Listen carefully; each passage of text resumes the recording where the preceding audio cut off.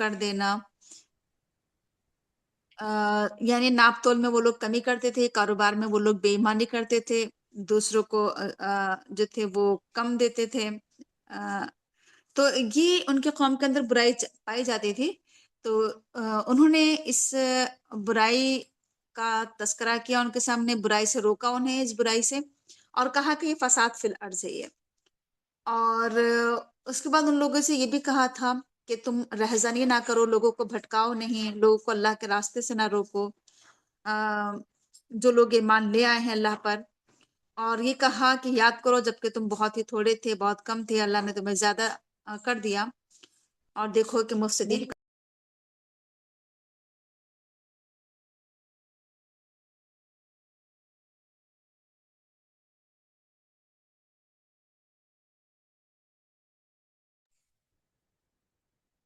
تو اس کے بعد اللہ تعالیٰ نے یہ کہا تھا کہ لوگوں میں سے کچھ لوگ تو ایمان لے آتے ہیں اس چیز پر جو رسولوں کے ذریعے بھیجا جاتا ہے، اور کچھ لوگ ایمان نہیں لاتے ہیں۔ بس ایسے موقع پر صبر سے کام لینا چاہیے اور اللہ کے فیصلے کا انتظار کرنا چاہیے، اللہ تعالیٰ بہترین فیصلہ فرمانے والا ہے۔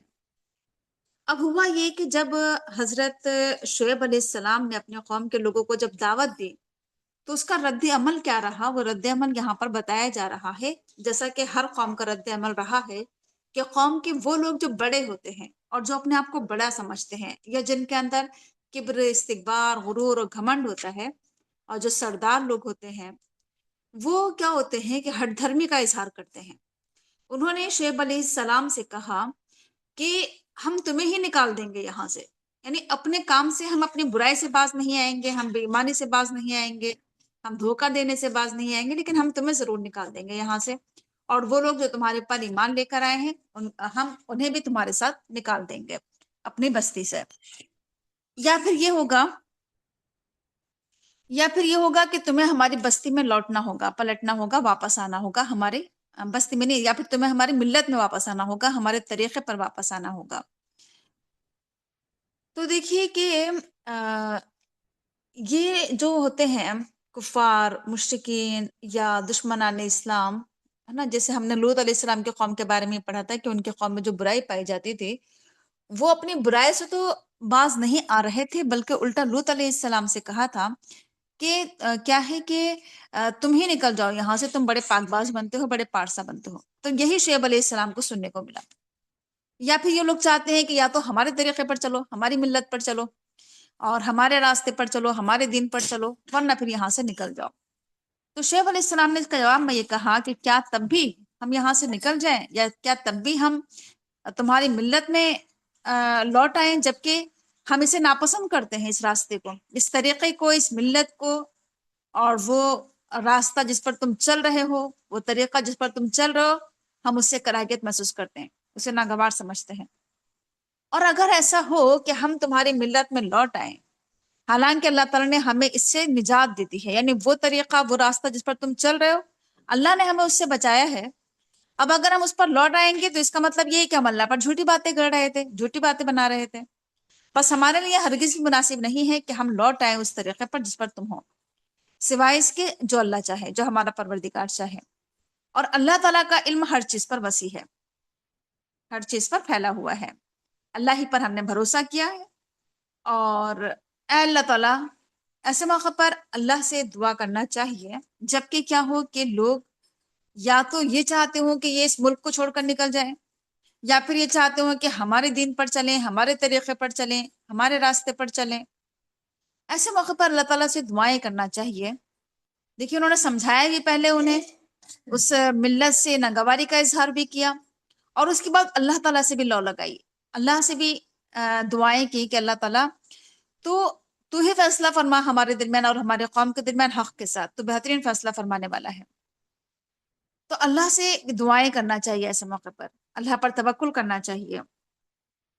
اس کے بعد یہ کہ اس کے جواب میں ان کے جو یہ تھے انکار کرنے والے لوگ، حضرت شعیب علیہ السلام کے قوم میں جنہوں نے انکار کیا تھا، ان کے سرداروں نے کہا کہ اگر تم شعیب کی اتباع کرو گے تو تم یقیناً خسارے میں ہو جاؤ گے، یعنی شعیب علیہ السلام کی اگر پیروی کرو گے، انہیں فالو کرو گے، تب تو تمہارا بڑا نقصان ہو جائے گا، کاروباری نقصان ہو جائے گا بہت زیادہ۔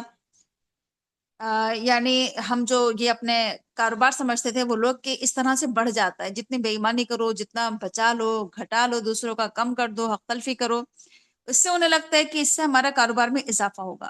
تو کہا اگر شعیب علیہ السلام کی بات مانو گے تب تو نقصان ہو جائے گا. بس اس طرح سے اس قوم کے اوپر اللہ کی طرف سے عذاب آیا تھا، ایک دل دہلا دینے والی آفت نے ان کو پکڑ لیا تھا، اور وہ اپنے اپنے گھروں میں اوندھے منہ گر گئے تھے. کیوں؟ کیونکہ انہوں نے شعیب علیہ السلام کو جھٹلایا. تو وہ ایسے ہو گئے، وہ بستی اللہ تعالیٰ نے ایسے اس پر عذاب بھیجا کہ گویا کہ یہاں پر کوئی تھا ہی نہیں، کوئی رہتا ہی نہیں تھا، کوئی بسا ہی نہیں تھا، کوئی زندگی ہی نہیں تھی. کیونکہ انہوں نے شعیب علیہ السلام کو جھٹلایا تو ہوا یہ کہ خود ان کا نقصان ہو گیا. شعیب علیہ السلام کو جھٹلانے کے نتیجے میں یہ خسارے میں چلے گئے. اور پھر شعیب علیہ السلام نے ان سے منہ موڑ لیا، پیٹ پھیر لی، چلے گئے وہاں سے اس بستی سے، اور کہنے لگے کہ اے میری قوم کے لوگوں، میں نے تم تک اپنے رب کے پیغامات پہنچائے تھے، اور میں نے تمہاری خیرخواہی کی تھی، تمہارا بھلا چاہا تھا، بس میں ایک کافر قوم پر کیسے افسوس کروں. تو اللہ تعالیٰ کہہ رہا ہے کہ ہم نے جتنے بھی بستیوں میں نبی بھیجے تو ہم نے وہاں کے رہنے والوں کو گرفتار کیا، پکڑا، مصیبتوں میں، تکلیفوں میں، پریشانیوں میں، تنگی اور سختی میں. کیوں؟ یعنی بستیوں پر اللہ تعالیٰ کی طرف سے آزمائشیں کیوں آئیں، مصیبتیں اور تکلیفیں کیوں آئیں؟ تاکہ وہ اللہ کی طرف رجوع کریں، گڑ گڑائیں، روئیں، عاجزی پر اتر آئیں. تو دیکھیے جیسا کہ ہم سب جانتے ہیں کہ آزمائشیں جو اللہ کی طرف سے آتی ہیں وہ اس وجہ سے آتی ہیں کہ اللہ تعالیٰ یہ چاہتا ہے کہ میرا بندہ میرے قریب آ جائے، میرا بندہ کیا ہو جائے، اس کے اندر عاجزی اور انکساری پیدا ہو جائے. آزمائشوں کے نتیجے میں وہ اللہ کے آگے روئے اور گڑ گڑائے، تضرع اختیار کرے. پھر ہم نے بدحالی کو خوشحالی سے بدل دیا، یہاں تک کہ وہ خوب پھلے پھولے اور کہنے لگے کہ ہمارے اسلاف پر بھی ایسی ہی مصیبتیں پریشانیاں آئی تھیں، تو ہم نے انہیں اچانک پکڑ لیا اور انہیں خبر تک نہ ہوئی. اچھا، اللہ تعالیٰ کا ایک قانون یا اصول یا جو سنت رہی ہے وہ یہ بھی ہے کہ ایسا بھی ہوا ہے بہت ساری قوموں کے ساتھ میں کہ ایک بدحال قوم تھی، تنگی کا شکار تھی، اور اللہ نے اس کے حالات اچھے کر دیے، اس کو خوشحال کر دیا، یہاں تک کہ وہ خوب پھلے پھولے، خوب ان پر کیا ہوئی کہ نعمتیں نازل ہوئی. اب وہ اس پر اللہ کا شکر ادا کرنے کے بجائے کہنے لگے کہ ہمارے اسلاف پر بھی اچھے اور برے دن آتے رہتے تھے. یعنی انہیں لگا کہ یہ اچھے اور برے دن جو آ رہے ہیں، پہلے بہت برے دن تھے، ہمارے اب اچھے دن آ گئے ہیں، تو لگا کہ یہ تو کیا ہے، زمانے کے نشیب و فراز ہیں، یہ تو گردش زمانہ ہے، اور یہ تو کیا ہے کہ اس طرح کے حالات تو پہلے بھی ہوتے رہے ہیں لوگوں کے ساتھ. تو اسے انہوں نے اللہ کی نعمت نہیں سمجھا، تو اللہ نے انہیں اچانک پکڑ لیا اور انہیں احساس تک نہ ہوا. اگر بستی کے لوگ ایمان لے آئیں اور اللہ سے ڈر کر زندگی گزاریں تو ہم ان پر برکتوں کے دروازے کھول دیں، آسمان سے، زمین سے. لیکن انہوں نے جھٹلایا تو ہم نے انہیں پکڑ لیا ان کے اعمال کی وجہ سے. اللہ تعالیٰ کی طرف سے برکتیں کب نازل ہوتی ہیں؟ برکتیں جب نازل ہوتی ہیں جبکہ ایمان لائیں اور اللہ سے ڈر کر زندگی گزاریں. جتنا ہمارے اندر ایمان ہوگا اور جتنا ہم تقوی، پرہیزگاری اور پارسائی کی زندگی اور خدا ترسی کی زندگی گزاریں گے، اتنی ہی اللہ تعالیٰ کہہ رہا ہے کہ ہم ایسے ہی لوگوں پر برکتیں کے دروازے کھول دیتے ہیں، آسمان سے بھی برکتیں، زمین سے بھی برکتیں. لیکن لوگ جھٹلاتے ہیں تو ہم ان کے اعمال کی پاداش میں انہیں پکڑ لیتے ہیں. کیا بستی کے لوگ اس بات سے بے خوف ہیں، مطمئن ہیں، امن سے ہیں کہ ان پر ہمارا عذاب آ جائے رات میں جبکہ وہ سو رہے ہوں، یا بستی کے لوگ اس بات سے محفوظ ہیں کہ ان پر ہمارا عذاب دن کے وقت آ جائے اور وہ اس وقت مشغول ہوں، کھیل میں ہوں؟ اللہ کا عذاب کبھی بھی کسی بھی وقت آ سکتا ہے، رات میں بھی یا دن میں بھی. آخر لوگ کیسے بے خوف ہو سکتے ہیں اللہ کے عذاب سے؟ نہ ہی رات میں نہ دن میں، کبھی بھی کسی بھی وقت اللہ تعالیٰ عذاب نازل کر سکتا ہے. جبکہ لوگ سو رہے ہوں تب بھی اللہ کا عذاب آ سکتا ہے، جبکہ لوگ مستیاں کر رہے ہوں، کھیل رہے ہوں، اور کیا ہو کہ مشغول ہو کسی بھی چیز میں، تب بھی اللہ تعالیٰ کا عذاب آ سکتا ہے. تو آخر کوئی بھی بستی کیسے بے خوف ہو سکتی ہے اللہ سے کسی بھی وقت؟ کیا اللہ کی چال کیا یہ لوگ اللہ کی چال سے بے خوف ہیں؟ کیا یعنی تو کہا جا رہا ہے کہ پس اللہ کی چال سے تو وہی لوگ بے خوف ہو سکتے ہیں جو خسارے میں ہیں۔ اللہ تعالیٰ کی طرف سے کبھی بھی کسی وقت پکڑ ہو سکتی ہے، اور کبھی بھی ہم اللہ کی پکڑ سے بے خوف نہیں ہو سکتے ہیں۔ اللہ سے بے خوف ہونا ایسا ہے گویا کہ اپنا ہی نقصان کرنا، اپنا ہی خسارہ کرنا۔ کیا ان لوگوں نے ہدایت حاصل نہیں کہ ان لوگوں سے جنہیں زمین کا وارث بنایا گیا تھا؟ ان کے بعد یعنی جو پہلے رہنے والے لوگ تھے ان کے بعد اس امر واقعی نے کچھ سبق نہیں دیا کہ اگر ہم چاہیں تو ان کے قصوروں پر انہیں پکڑ سکتے ہیں اور ہم ان کے دلوں پر مہر لگا دیں، پس یہ نہ سنیں۔ دیکھیے، زمین میں ایک کے بعد ایک وارث بن رہا ہے۔ پہلے ہم سے پہلے کچھ اور لوگ آباد تھے اس زمین میں، آج ہم آباد ہیں تو ہمارے بعد پھر کل اور لوگ آباد ہوں گے۔ ایک کے بعد ایک لوگ زمین کے وارث بن رہے ہیں۔ اللہ تعالیٰ کہہ رہا ہے کہ کیا پچھلے گزرے ہوئے لوگوں سے یہ لوگ سبق حاصل نہیں کرتے ہیں، ہدایت حاصل نہیں کرتے؟ اور ہاں، تو کہا جا رہا ہے کہ کیا انہوں نے سبق حاصل نہیں کیا؟ اگر ہم چاہیں تو ہم ان کے گناہوں کی وجہ سے انہیں پکڑ لیں۔ پچھلے گزری ہوئے قوموں کو اللہ تعالیٰ نے گناہوں کی پاداش میں انہیں گرفتار کر لیا، پکڑ لیا، ان کا معاوضہ کیا، تو کیا ہم ان کا نہیں کر سکتے ہیں؟ اور ہم ان کے دلوں پر مہر لگا دیں، پھر یہ سن بھی نہ پائے۔ اگر یعنی جیسے ہم نے پڑھا تھا نا کہ جب انسان سننا نہیں چاہتا ہے تو اللہ تعالیٰ دلوں پر مہر لگا دیتا ہے، پھر وہ کوئی بات بالکل بھی اس کے اندر نہیں جا پاتی ہے۔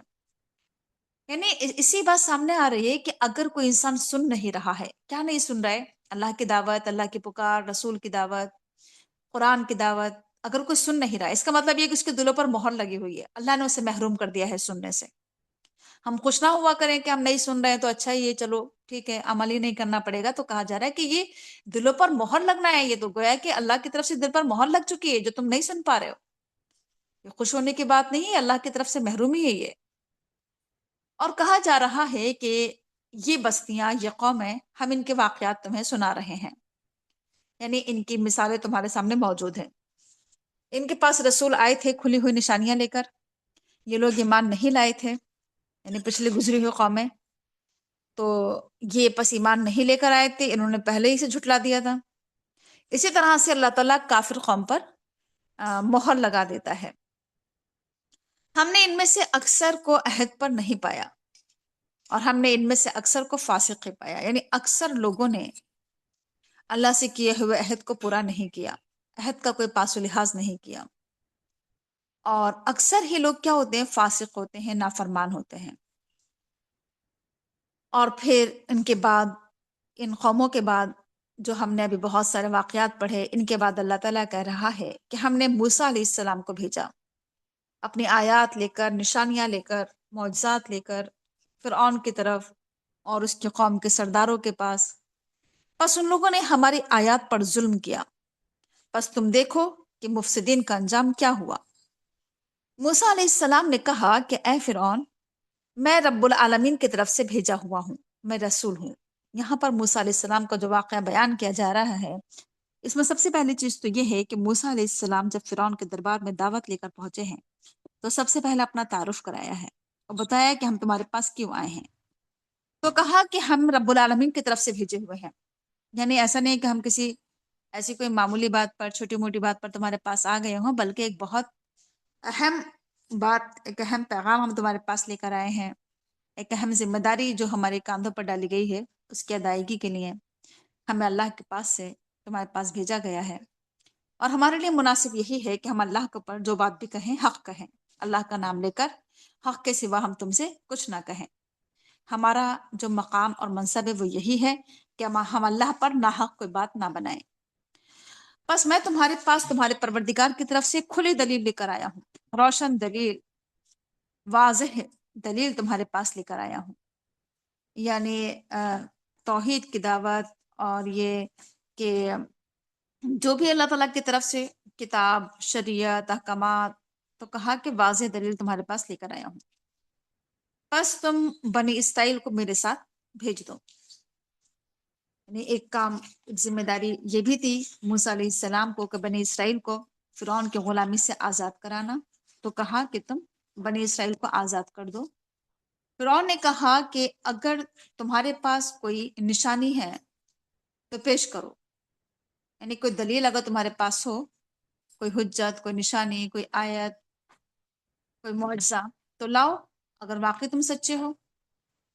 تو ہوا یہ کہ موسیٰ علیہ السلام نے اپنی عصا اس کے سامنے ڈال دی، اپنی لاٹھی، اور وہ لاٹھی اچانک سے کھلا ہوا اژدہا بن گئی۔ اور پھر موسیٰ علیہ السلام نے دوسرا معجزہ دکھایا کہ اپنا ہاتھ نکالا اپنے بغل میں سے، تو ان کا ہاتھ چمکنے لگا، روشن ہو گیا دیکھنے والوں کے لیے۔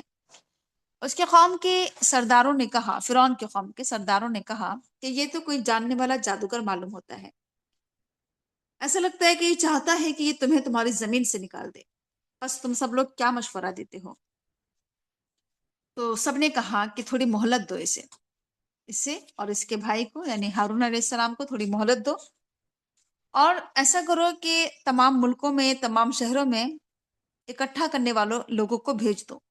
کیا اکٹھا کریں؟ وہ بہت سارے جادوگر لے کر آئے جاننے والے۔ تمام کے تمام جادوگر آئے فرعون کے، اور انہوں نے آ کر کہا کہ کیا ہمیں کوئی اجرت ملے گی؟ کچھ ملے گا ہمیں بدلے میں؟ اگر ہم جیت جائیں گے، غالب آ جائیں گے، تو ہمیں کیا ملے گا؟ کچھ ملے گا؟ تو فرعون نے کہا کہ ہاں، تمہارا انعام یہ ہوگا کہ تم ہمارے مقرب ہو جاؤ گے، ہمارے درباری بن جاؤ گے، ہمارے قریبی بن جاؤ گے۔ یہ بہت بڑا اعزاز ہوتا تھا، بادشاہ کا درباری بن جانا، مقرب بن جانا، اور اس پر پھر ان لوگوں پر پھر بہت نعمتیں، بہت کچھ وہ لوگ برساتے تھے، یعنی بہت کچھ دیا کرتے تھے بادشاہ لوگ۔ تو کہا ان لوگوں نے، جادوگروں نے جب مقابلہ شروع ہوا، موسیٰ علیہ السلام سے کہا کہ کیا پہلے تم اپنا پیش کرو گے یا پہلے ہم پیش کریں؟ تو موسیٰ علیہ السلام نے کہا کہ پہلے تم پیش کرو کہ تم کیا لے کر آئے ہو۔ تو ان سب نے اپنے اپنے جادو دکھائے، اور جادو اس طرح سے دکھائے انہوں نے، یعنی یہاں پر جادو کی حقیقت بتائی جا رہی ہے کہ جادو کی حقیقت یہ ہے کہ وہ لوگوں کی آنکھوں پر جادو کر دیتے ہیں، لوگوں کی نگاہوں پر، لوگوں کی نگاہوں کو مسحور کر دیتے ہیں، لوگوں کے دلوں میں خوف پیدا کر دیتے ہیں، ڈر پیدا کر دیتے ہیں، اور اپنے نظر میں وہ بہت ہی بڑا جادو لے کر آئے تھے، جو ان کے نظر میں سب سے بڑا جادو تھا وہ اسے لے کر آئے تھے۔ اب اللہ تعالیٰ کہہ رہا ہے کہ اب ہم نے موسیٰ کی طرف وحی کی کہ اب تم اپنی لاٹھی پھینک دو زمین پر۔ تو اچانک ان کی وہ لاٹھی ایک اژدہا بن گئی، اور اس نے تمام جھوٹے جتنے بھی جادو تھے آن کی آن میں، ان تمام جھوٹے جادو کو نگل لیا، نکلتا چلا گیا، تمام کے تمام جھوٹے جادو۔ پس اس موقع پر حق واقع ہو گیا، اور جو کچھ بھی وہ کر رہے تھے وہ باطل ہو گیا، اس کا جھوٹ سامنے آ گیا، اور سچائی واقع ہو گئی۔ سچائی کیا ہوئی؟ سچائی کی فتح ہوئی، اور وہ لوگ مغلوب ہو گئے، اور بڑے ذلیل و رسوا ہوئے، الٹے ذلیل ہو گئے، فتح مند ہونے کے بجائے میدان مقابلے میں مغلوب ہو گئے وہ لوگ۔ دیکھیے یہ جو پورا ایک جو واقعہ ہے نا، اس سے ہم ایک واقعہ سمجھ کر نہ پڑھا کریں، بلکہ اس میں بہت کچھ سیکھنے کے پوائنٹ ہوتے ہیں ہمارے لیے۔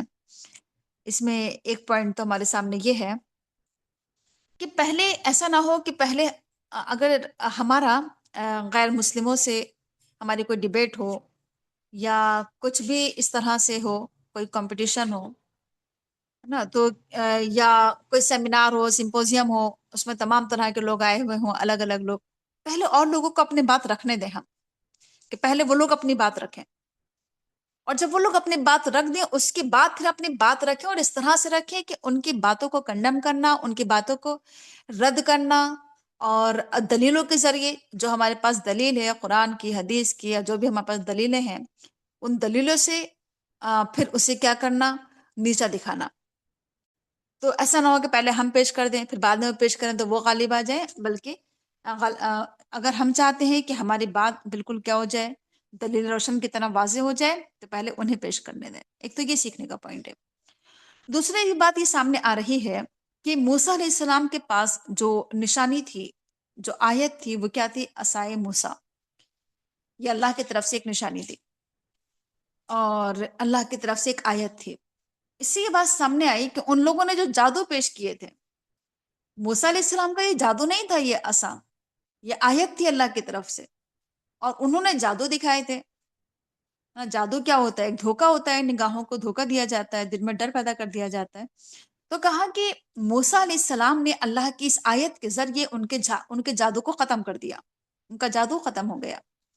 اسی بات سامنے آئی کہ اگر آج کے دور میں بھی جو لوگ جادو کرتے ہیں، کرواتے ہیں یا کرا دیتے ہیں کسی کے اوپر، تو اسے اللہ کی آیات کے ذریعے ہم دور کر سکتے ہیں۔ اللہ کی آیات کے ذریعے حضرت اللہ کے رسول صلی اللہ علیہ وسلم نے بھی جادو کو جو خاتمہ کرنے کے لیے جو اللہ کی طرف سے آیات سکھائی گئی تھیں، قرآن کی آیات تھیں وہ، تو قرآن کی آیات یعنی اللہ کی آیات کے ذریعے ہی جادو کو ختم کیا جا سکتا ہے۔ اب اس موقع پر جب جادوگروں نے یہ سب منظر دیکھا کہ موسیٰ علیہ السلام نے جو پیش کیا یہ کوئی جادو نہیں ہو سکتا، کیونکہ وہ جادو کی باریکیوں سے واقف تھے، جادو کا علم تھا ان کے پاس، وہ سمجھ گئے کہ یہ تو جادو ہو ہی نہیں سکتا، یہ جو موسیٰ نے پیش کیا ہے۔ وہ جھک گئے تھے، اس وقت سجدے میں گر گئے تھے، وہ ایمان لے آئے تھے۔ وہ انہوں نے کہا تھا کہ ہم ایمان لے آئے رب العالمین پر، موسیٰ اور ہارون کے رب پر۔ فرعون کو بڑا تعجب، بڑی حیرت ہوئی، سے بڑا افسوس بھی کہہ سکتے ہیں کہ فرعون کہنے لگا کہ تم ایمان لے آئے اس پر قبل اس کے کہ میں تمہیں اجازت دیتا؟ یہ تو ایک چال ہے جو یہ چل رہا ہے، ایک سازش ہے، یہ تم سب لوگ اس سازش سے چل رہے ہو اس شہر میں، اس ملک میں۔ کیوں؟ تاکہ تم یہاں کے رہنے والوں کو یہاں سے نکال دو۔ یہ چیز اس کے ذہن میں بیٹھی ہوئی تھی، یا تو کسی نے بتا دیا تھا اسے کہ تمہیں جو ہے یہ اقتدار چھن جائے گا تم سے، تمہیں نکال دیا جائے گا، یا کوئی خواب دیکھا تھا اس نے، تو یہی چیز اس کو پڑتی، اس کو یہی خوف، یہی اندیشہ تھا کہ تم لوگ سب سازشیں کر رہے ہو، تم یہ چاہتے ہو کہ یہاں کے رہنے والوں کو یہاں سے نکال دو، پر جلدی ہی تمہیں انجام معلوم ہو جائے گا۔ میں تمہارے ہاتھ اور پیر مخالف سمت سے کاٹ دوں گا، میں تمہیں سولی پر لٹکا دوں گا۔ انہیں ڈرایا دھمکایا جادوگروں کو کہ ایسے ایسے سزائیں دوں گا میں تمہیں۔ جادوگروں نے کہا ہم اپنے رب کی طرف پلٹنے والے، یعنی اگر تم نے ایسا کیا ہمارے ساتھ، ہمیں کاٹ ڈالے، ہمارے ہاتھ پیر یا ہمیں سولی پر لٹکایا، پھر تو ہم رب کی طرف پلٹ جائیں گے۔ یہ سیکھنے کا پوائنٹ اس میں یہ بھی ہے کہ ایمان انسان کو آن کی آن میں بدل دیتا ہے۔ جب ایمان انسان کے اندر داخل ہو جاتا ہے، اس کے اقوال بدل جاتے ہیں، اس کے افکار بدل جاتی ہیں۔ وہی جادوگر جو اس سے پہلے اجرت کا مطالبہ کر رہے تھے فرعون کے سامنے کہ اگر ہم جیت گئے تو ہمیں کیا ملے گا، اب وہی جادوگر، حالانکہ فرعون انہیں دھمکیاں دے رہا ہے مارنے کی، کاٹنے کی اور سولی پر لٹکانے کے، اس کے باوجود بھی جادوگر ڈر نہیں رہے ہیں، بلکہ کہہ رہے ہیں کہ اگر ایسا ہوا تو کوئی بات نہیں، اپنے رب کی طرف پلٹ جائیں گے ہم۔ اور آخر تم ہم سے کس بات کا انتقام لے رہے ہو، کس بات کا بدلہ، غصہ تمہیں کس بات پر ہے؟ فرعون سے کہا جادوگر نے، بس صرف اتنی سی بات پر کہ ہم اپنے رب کی آیات پر ایمان لے آئے ہیں، جبکہ رب کی آیات ہمارے پاس آ چکی ہیں۔ ایسے موقع پر انہوں نے پھر اللہ کی طرف رجوع کیا، اللہ سے دعائیں کی۔ یعنی انسان خواہ کتنا ہی مضبوط کیوں نہ ہو، کتنے ہی مضبوطی کا اظہار کیوں نہ کرے، اس موقع پر بھی انسان کو اللہ سے لو لگانا چاہیے، اللہ سے دعائیں کرنا چاہیے۔ تو اس نے دعا کی ان جادوگروں نے کہ اللہ تعالیٰ تو ہمارے پر صبر انڈیل دینا، یعنی ہمیں ثابت قدم رکھنا، ہم جمے اور ڈٹے رہیں، کہیں ایسا نہ ہو کہ ہم یہ جو ہمیں ڈرا دھمکا رہے ہم ان باتوں میں آ جائیں، ڈر جائیں۔ تو کہا اللہ تعالیٰ استقامت عطا کر دینا، اور وفات اس حال میں آئے کہ ہم مسلمان ہوں، اسلام کی حالت میں ہمیں وفات آئے۔ اس کے قوم کے فرعون کے قوم کے سرداروں نے کہا کہ کیا تم موسیٰ کو ایسے ہی چھوڑ دو گے، اس کی قوم کو بھی ایسے ہی چھوڑ دو گے تاکہ یہ لوگ زمین میں فساد برپا کرتے رہیں، اور وہ تمہیں اور تمہارے معبودوں کی بندگی انہوں نے چھوڑ دی ہے، یعنی اس نے تمہیں بھی چھوڑ دیا ہے، تمہارے معبودوں کو بھی چھوڑ دیا ہے، تم اسے ایسے ہی چھوڑ دو گے؟ تو فرعون نے جواب دیا، کہا کہ ہم عنقریب ان کے بیٹوں کو ذبح کریں گے اور ان کی عورتوں کو زندہ چھوڑیں گے، اور ہم ان کے اوپر زبردست اقتدار رکھتے ہیں، قدرت رکھتے ہیں، طاقت رکھتے ہیں۔ بیٹوں کو ذبح کرنا، قتل کرنا، ٹکڑے ٹکڑے کر دینا، اور عورتوں کو زندہ چھوڑنا اور ان سے اپنی نسل بڑھانا، ان سے خدمت لینا، تو کہا ہم یہ ان پر قہر برسائیں گے۔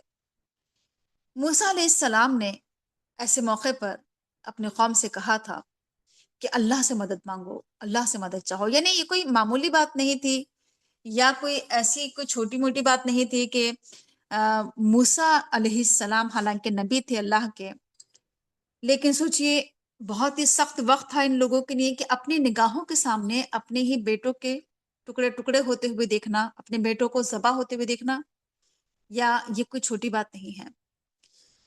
اپنی عورتوں کو اس طرح سے دیکھنا کہ وہ انہیں غلام اور باندی بنائے، ان سے خدمت لے، ان سے اپنی نسل بڑھائیں، یہ کوئی معمولی بات نہیں تھی۔ ایسے موقع پر انہوں نے اپنے قوم کے لوگوں کو سمجھایا تھا کہ اللہ سے مدد چاہو، اللہ سے مدد طلب کرو، اور دیکھو جمے رہنا، اسلام پر ڈٹے رہنا، ثابت قدم رہنا۔ اللہ کی زمین اللہ کی ہے، یاد رکھنا۔ اللہ تعالیٰ اس زمین پر جسے چاہتا ہے وارث بناتا ہے، ان لوگوں سے ڈرنا نہیں ہے، تمہیں گھبرانا نہیں ہے، پریشان نہیں ہونا ہے۔ آج یہ زمین کے وارث ہیں، کل اللہ تعالیٰ ہمیں زمین کا وارث بنا دے گا، تو زمین تو اللہ کی ہے، وہ جسے چاہتا ہے اپنے بندوں میں زمین کا وارث بنا دیتا ہے۔ اور انجام کار تو متقین کے حق میں ہی بہتر ہوتا ہے، متقین کے لیے ہی انجام بہترین ہوتا ہے۔ یعنی جتنا تم کیا کرو گے، ایسے موقع پر اللہ سے مدد چاہو اور صبر کرو اور اللہ سے ڈرو، تو کیا ہوگا، انجام تمہارے حق میں ہوگا۔ لیکن ان کے قوم کے لوگ اتنے مضبوط نہیں تھے، موسیٰ علیہ السلام کے قوم کے لوگ، وہ بڑے بزدل لوگ تھے، کیونکہ وہ ایک زمانے سے غلامی کی زندگی گزار رہے تھے، ان کے ذہن، دل اور دماغ میں غلامی رچ بس گئی تھی۔ تو وہ لوگ کہنے لگے، موسیٰ علیہ السلام کے قوم کے لوگ، کہ اے موسیٰ، تمہارے آنے سے پہلے بھی ہم بڑے ستائے جا رہے تھے، ہمیں بڑی اذیتیں دی جاتی تھی، فرعون کی طرف سے، قوم فرعون کی طرف سے ہمیں بہت ستایا گیا ہے پہلے ہی سے، اور تمہارے آنے کے بعد بھی ہمیں ستایا جا رہا ہے، ہم پر پریشانیاں اور تکلیفیں آ رہی ہیں۔ تو اس کے جواب میں موسیٰ علیہ السلام نے کہا کہ ان قریب، یا ہو سکتا ہے، امید ہے کہ تمہارا پروردگار دشمنوں کو ہلاک کر دے اور تمہیں زمین کا وارث، تمہیں زمین کی خلافت عطا کر دے، پھر اللہ تعالیٰ دیکھے گا کہ تم کیا عمل کرتے ہو۔ دیکھیں، موسیٰ علیہ السلام اپنے قوم کو بار بار سمجھا رہے ہیں، تسلی دے رہے ہیں، امید دلا رہے ہیں، مایوس نہیں کر رہے ہیں اپنے قوم کو، امید دلا رہے ہیں کہ ہو سکتا ہے، ہمیں امید ہے، پوری اللہ تعالیٰ سے توقع ہے کہ اللہ تعالیٰ دشمنوں کو ہلاک کرے گا، دشمنوں کو برباد کر دے گا، اور تمہیں زمین کا جانشین بنا دے گا، پھر اللہ تعالیٰ تمہیں دیکھے گا کہ تم کیا عمل کرتے ہو۔ تو یہ تھا واقعہ موسیٰ علیہ السلام کا، کہ انہوں نے کس قدر صبر کے ساتھ اپنے قوم میں کام کیا ہے، کیسے انہیں سمجھایا ہے، امیدیں دلائی ہیں، یہ سب کچھ اس میں سیکھنے کے پوائنٹ ہیں اس واقعے میں۔ اللہ تعالیٰ کہہ رہا ہے کہ ہم نے آل فرعون پر بہت سارے عذاب بھیجے تھے، بہت ساری نشانیاں۔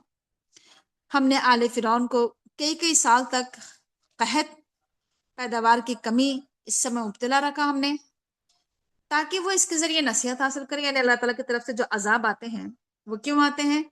تاکہ لوگ عذاب کے ذریعے تاکہ لوگ عذاب کے آنے کے بعد نصیحت حاصل کریں، تذکیر اور یاد دہانی کے طور پر اللہ کی طرف سے عذاب آتے ہیں۔ تو یہ عذاب آئے تھے ان پر، قحط بھی ان کے پر کئی کئی سال تک، پیداوار کی کمی بھی۔ اور جب ان پر اچھائی آتی، ان کا حال یہ تھا کہ اگر ان پر، یعنی آل فرعون پر، نعمتیں آتی ہیں، اچھائیاں آتی ہیں، بھلائیاں آتی، خوشحالی آتی، تو کہتے تھے کہ ہم تو اسی کے مستحق ہیں، یعنی یہ تو ہمارا حق تھا، یہ تو ہمیں ملنا ہی چاہیے تھا۔ اور اگر ان پر کوئی مصیبت آ جاتی، کوئی پریشانی، کوئی تکلیف، کوئی بدحالی، تو پھر وہ اسے موسیٰ علیہ السلام اور اس کے ساتھیوں کو اپنے لیے فال بد ٹھہراتے تھے۔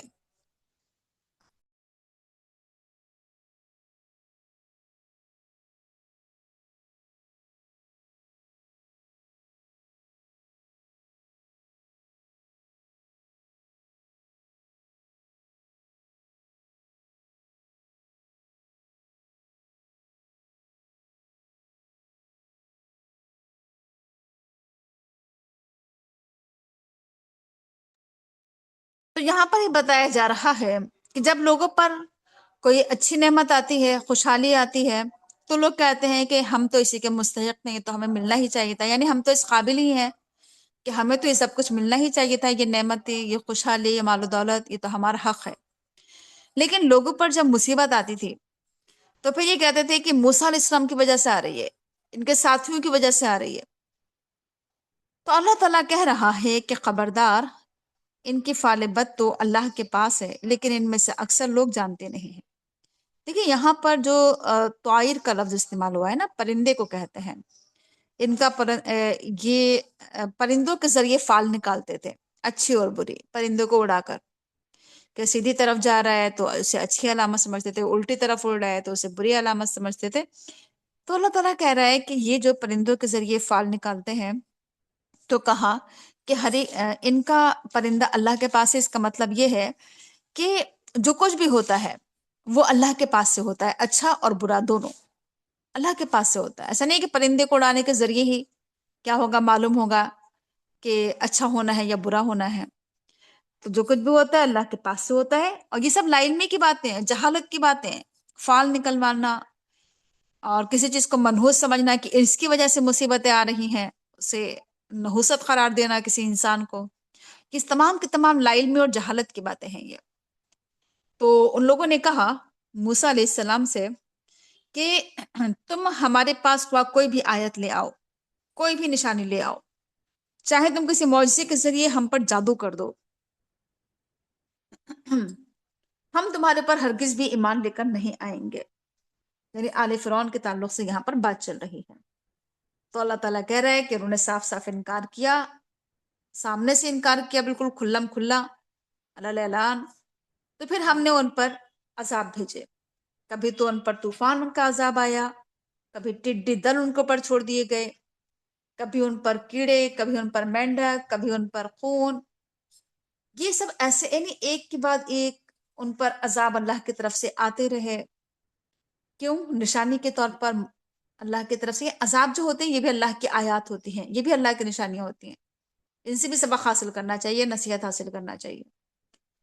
تو اللہ تعالیٰ نے یہ سب نشانیاں الگ الگ کر کے دکھائی تھی انہیں، لیکن ان لوگوں نے اپنے آپ کو بڑا سمجھا تھا.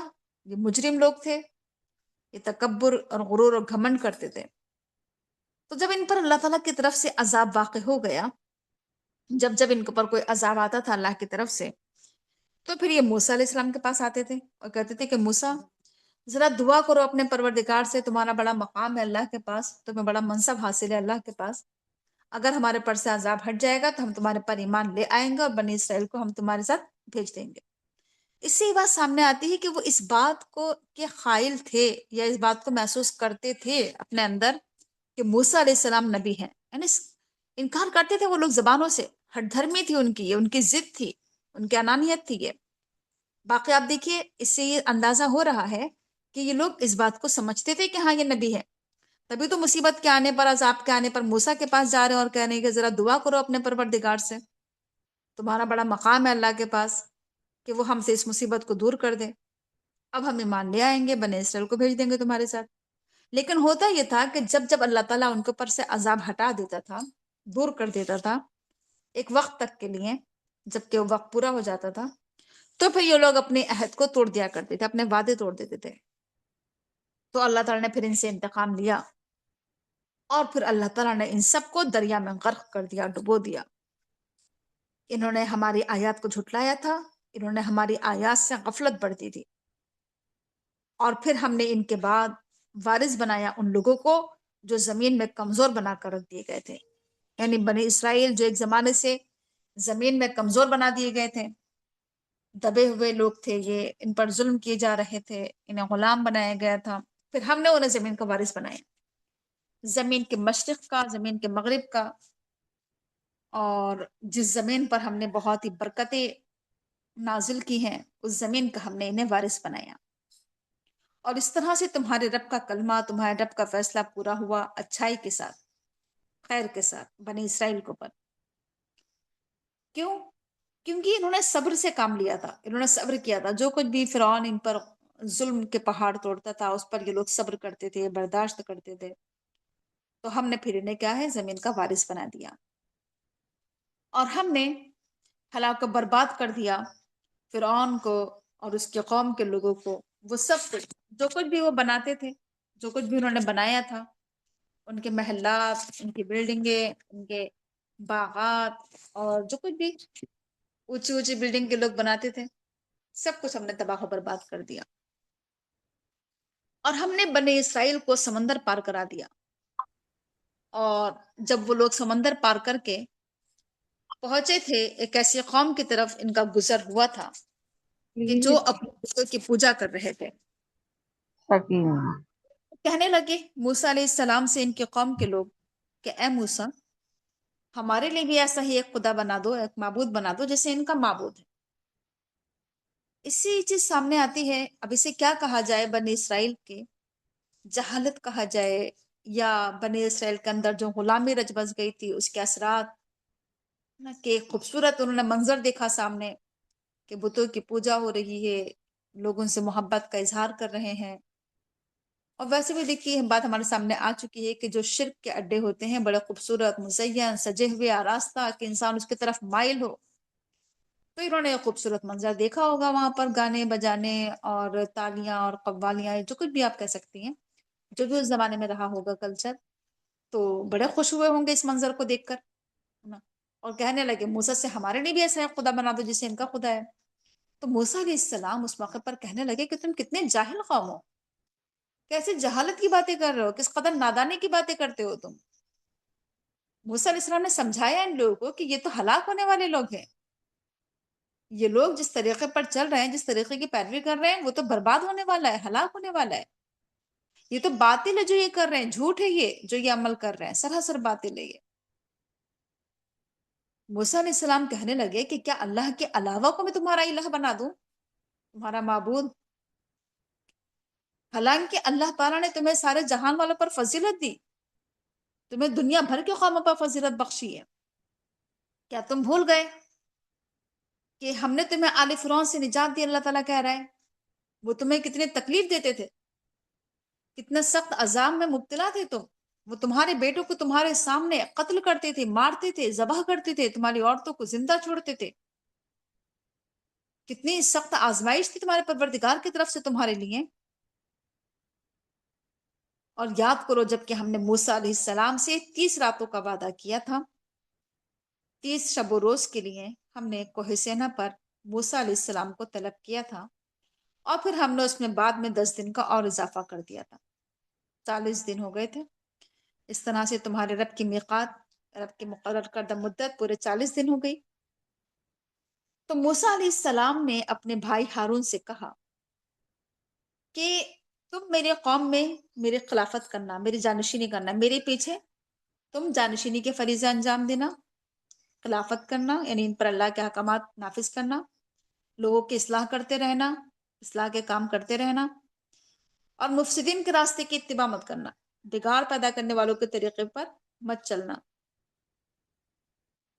اس سے یہ بات سامنے آتی ہے کہ اگر کوئی ذمہ دار جس کے ہاتھ میں ذمہ داری ہو لوگوں کی اصلاح کی، وہ اگر جائے اللہ کے راستے میں نکل رہا ہے، جا رہا ہے سفر پر، تو اسے چاہیے کہ وہ اپنے پیچھے اپنے نائب بنا کر جائے، اپنے پیچھے اپنا جانشین بنا کر جائے جو اصلاح کے کام کرتا رہے. اصلاح کا کام برابر جاری رہنا چاہیے، یہ نہیں کہ انسان چلا گیا تو اب کام ہی نہیں ہو رہا ہے، اس کے پیچھے اس کے جانشین کیا کرے، اصلاح کے کام کرے.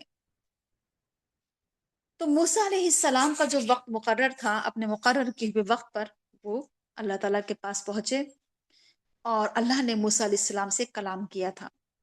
اسی لیے موسیٰ علیہ السلام کو کلیم اللہ کہا جاتا ہے.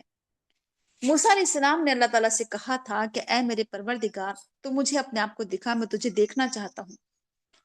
اللہ تعالیٰ نے کہا تھا کہ تم ہرگز بھی مجھے نہیں دیکھ سکتے، لیکن ہاں تم اس پہاڑ پر نظر رکھنا، اس پہاڑ کی طرف دیکھنا، اگر یہ پہاڑ اپنی جگہ پر قائم رہے تو تم مجھے دیکھ لو گے. پس جب اللہ تعالیٰ نے اپنے نور کی ایک تجلی اس پہاڑ پر کی، صرف ایک ریزہ جسے کہنا چاہیے، ایک چنگاری، ایک تجلی اس پہاڑ پر کی تھی، اور وہ پہاڑ ریزہ ریزہ ہو گیا تھا. اس موقع پر موسیٰ علیہ السلام بے ہوش ہو گیا، غش کھا کر گر پڑے. جب انہیں ہوش آیا، جب انہیں افاقہ ہوا، تو وہ کہنے لگے اے اللہ تعالیٰ تو پاک ہے، میں تیری طرف توبہ کرتا ہوں اور میں سب سے پہلے ایمان لے کر آتا ہوں. اس موقع پر اللہ تعالیٰ نے کہا تھا کہ اے موسیٰ، میں نے تمہیں سارے جہان والوں پر چن لیا، تمہیں منتخب کر لیا اپنی رسالت کے لیے، اپنے کلام کے لیے. بس تم پکڑو جو میں تمہیں دے رہا ہوں، یعنی اللہ کے احکامات، شریعت، اللہ کی کتاب، اور تم شکر کرنے والوں میں سے ہو جاؤ. اور پھر ہم نے موسیٰ علیہ السلام کو اور ہم نے لکھ دی اس کے لیے الواح میں ہر چیز، نصیحت اور تفصیل ہر چیز کی. یعنی موسیٰ علیہ السلام کو جو تورات دی گئی تھی وہ کیا تھی؟ تختیوں پر لکھی ہوئی تھی وہ، ٹھیک ہے، اور اس میں تورات میں ہر طرح کی نصیحت تھی، ہر چیز کی تفصیل تھی. تو موسیٰ علیہ السلام کو وہ کتاب دی گئی اور کہا گیا کہ تم اسے مضبوطی کے ساتھ پکڑ لو، اسے مضبوطی کے ساتھ تھام لو، اللہ کی ہدایات کو، اللہ کے احکامات کو، اور اپنے قوم کو حکم دو کہ وہ بہت اچھی طرح سے اسے لیں، اس کتاب پر کیا کریں، اچھی طرح سے عمل کریں، اچھی طرح سے پکڑیں اسے مضبوطی کے ساتھ، اور میں تمہیں عنقریب فاسقوں کا انجام دکھاؤں گا۔ فاسقوں کا کیا انجام ہوگا، جلدی ہی میں تمہیں دکھاؤں گا۔ میں اپنی نشانیاں، اپنی آیات ان لوگوں سے پھیر دوں گا جو تکبر کرتے ہیں زمین میں ناحق، یعنی میں انہیں محروم کر دوں گا ہدایت سے، اپنی آیات سے، اپنے آیات سے دور کر دوں گا ان لوگوں کو جو تکبر کرتے ہیں زمین میں ناحق، اپنے آپ کو بڑا سمجھتے ہیں۔ اگر یہ لوگ تمام کے تمام نشانیاں دیکھ بھی لیں، ہر طرح کی آیات ان کے سامنے پیش کر دی جائیں، تمام معجزے، تب بھی یہ لوگ ایمان لے کر نہیں آئیں گے۔ اور اگر یہ ہدایت کا راستہ دیکھ بھی لیں، ہدایت کا راستہ انہیں نظر بھی آ جائے، تب بھی یہ اس راستے پر نہیں چلیں گے۔ لیکن اگر یہ گمراہی دیکھ لیں، غلط راستہ دیکھ لیں، ٹیڑھا راستہ دیکھ لیں، کجی کا راستہ، تو یہ اسے اختیار کر لیں گے۔ دیکھیے آج بھی لوگوں کا یہی حال ہے کہ جب لوگوں کو ہدایت کی طرف بلایا جاتا ہے تو وہ نہیں آتے ہیں۔ ہدایت کا راستہ، صحیح راستہ انہیں بتایا جاتا ہے، دکھایا جاتا ہے، تو اس کی اتباع نہیں کرتے ہیں، اس کی پیروی نہیں کرتے ہیں، نہیں چلتے ہیں، اختیار نہیں کرتے ہیں۔ لیکن جب انہیں غلط راستہ دکھایا جاتا ہے تو فوراً اسے پکڑ لیتے ہیں۔ شرک کے راستے پر آپ لے جائیں لوگوں کو، بدعتوں پر لے جائیں، لوگ بڑی آسانی کے ساتھ چلیں گے شرک و بدعت کے راستے پر۔ لیکن اگر قرآن کی طرف لوگوں کو بلایا جائے تو نہیں آئیں گے۔ یہ آج بھی لوگوں کا حال ہے۔ ایسے ہی اس وجہ سے کیونکہ انہوں نے ہماری آیات کو جھٹلایا اور ہماری آیات سے انہوں نے غفلت برتی۔ اور جو ہماری آیات کو جھٹلاتے ہیں اور آخرت کی ملاقات کو جھٹلاتے ہیں، ایسے لوگوں کے اعمال ضائع کر دیے جاتے ہیں۔ کہا جا رہا ہے کہ کیا لوگوں کو ان کے اعمال کا بدلہ مل گیا؟ یعنی جو انسان جیسا کرے گا ویسا بھرے گا، جو جیسا جس کا عمل ہے اس کو ویسا ہی بدلہ ملے گا۔ آگے کہا جا رہا ہے کہ موسیٰ علیہ السلام کے قوم نے اس کے بعد بچڑوں زیورات سے ایک بچڑے کا مجسمہ بنایا جس میں سے بیل کی سی آواز نکلتی تھی۔ کیا انہیں یہ دکھتا نہیں، یہ نظر نہیں آتا کہ یہ تو نہ بول بھی نہیں سکتا، یہ تو کسی کو صحیح راستہ بھی نہیں دکھا سکتا، پھر بھی انہوں نے بچڑے کو معبود بنا لیا؟ یہ ظالم ہے۔ یعنی ایسی ایسی بیوقوفی کے کام کہ زیورات سے ایک بچڑے کا مجسمہ بنا لینا، اور اگر اس میں سے آواز نکل رہی ہے، ایک عجیب و غریب چیز بنانا، کوئی ایسی ٹیکنیک کر دینا کہ اس میں سے آواز نکلنا شروع ہو جائے، وہ ہوا کے ذریعے آواز نکل رہی ہو یا جو بھی اس میں ٹیکنیک استعمال کی گئی ہو، تو کہا کہ بس ایک عجیب و غریب چیز کو دیکھ کے اسے خدا بنا لینا، اس سے اتنا متاثر ہو جانا کہ بس یہی خدا ہے، تو اس بچڑے کی ہی پوجا کرنا شروع کر دی کہ اس میں سے آواز آ رہی ہے۔ حالانکہ انہیں یہ نظر نہیں آ رہا تھا کہ یہ تو کلام بھی نہیں کر رہے کسی سے، یہ تو کسی سے بات بھی نہیں کر رہا ہے، یہ تو کسی کو ہدایت بھی نہیں دے رہا، صحیح راستے بھی نہیں دکھا رہا، یہ خدا کیسے ہو سکتا ہے، معبود کیسے ہو سکتا ہے؟ بس بنا لیا اسے معبود۔ اس طرح سے ظالم ہو گئے لوگ۔ اور جب انہوں نے دیکھا کہ وہ گمراہ ہو چکے ہیں، یعنی جب انہیں نظر آیا کہ ہاں واقعی یہ تو غلط ہے، گمراہی ہے، جب انہوں نے دیکھا کہ واقعی ہم گمراہ ہو چکے ہیں، اب انہیں کیا ہوا؟ اب وہ لوگ پریشان ہو گئے۔ یہ ایک محاورہ ہے یہ کہ جیسے ہم بولتے ہیں نا اردو میں کہ طوطے اڑ جانا ہاتھوں کے، تو وہی ہے ایک محاورہ یہ کہ وہ لوگ کیا ہو گئے، اب پریشان ہوئے کہ واقعی وہ گمراہ ہو چکے ہیں۔ اب اللہ تعالیٰ سے دعا کرنے لگے کہ اللہ تعالیٰ ہم پر رحم فرما، ہماری مغفرت فرما، بخش دے ہمیں، ورنہ ہم بڑے خسارے والوں میں سے ہو جائیں گے۔ جب موسیٰ علیہ السلام واپس آئے اپنے قوم کی طرف، اور جب انہوں نے اپنے قوم کا یہ حال دیکھا کہ ان کے پیچھے ان کے قوم نے بچڑے کو معبود بنا لیا، تو موسیٰ علیہ السلام کا غصہ اور افسوس اور رنج اور غم سے بھر گئے موسیٰ علیہ السلام۔ اور ظاہر سی بات ہے کہ ایک انسان نے اتنی محنت کی اور کیسی کیسی نعمت اللہ تعالیٰ کی ان پر، اور اس کے باوجود بھی ایک بچڑے کو معبود بنا لینا، تو اب انہیں بڑا غصہ آیا اور کہنے لگے اپنے بھائی، سب سے پہلے اپنے بھائی سے انہوں نے مواخذہ کیا، اس کی پکڑ کی اور کہنے لگے کہ تم نے میری بات بہت بری جانشینی کی، کیا تم سے صبر بھی نہیں ہوا، انتظار بھی نہیں ہوا، اپنے رب کے حکم کا انتظار کر لیتے کم از کم۔ موسیٰ علیہ السلام اتنے غصے میں تھے کہ ان کے ہاتھ میں جو تختیاں تھیں تورات کی وہ انہوں نے زمین میں پھینک دی اور اپنے بھائی کے ہارون علیہ السلام کے سر کے بال پکڑ کر کھینچے اور کہنے لگے کہ اے میری ماں کے بیٹے،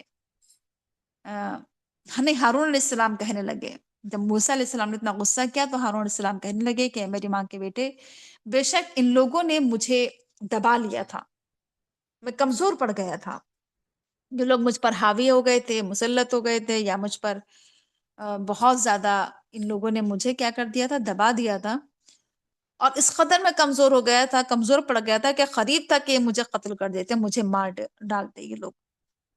بس تم اب دشمنوں کو مجھ پر ہنسنے کا موقع نہ دو، یعنی تم میرے ساتھ جو یہ رویہ، یہ سلوک جو تم کر رہے ہو، اس سے کیا ہوں گے، یہ لوگ مجھ پر ہنسیں گے، بس تم ان دشمنوں کو مجھ پر ہنسنے کا موقع نہ دو اور مجھے تم ظالموں میں شمار نہ کرو۔ موسیٰ علیہ السلام نے اس موقع پر اللہ تعالیٰ سے دعا کی کہ اللہ تعالیٰ تو مجھے معاف کر دے، میرے بھائی کو بھی معاف کر دے اور ہمیں اپنی رحمت پر داخل فرما لے، تو بہت زیادہ رحم فرمانے والا، سب رحم کرنے والوں سے بڑھ کر رحم کرنے والا ہے۔ اللہ تعالیٰ نے کہا کہ جن لوگوں نے بچڑے کو معبود بنایا ہے ان پر اللہ کی طرف سے غضب اور غصہ پہنچے گا، اللہ کے غضب اور غصے میں یہ لوگ گرفتار ہو جائیں گے اور دنیا کی زندگی میں یہ لوگ ذلیل و رسوا ہو جائیں گے۔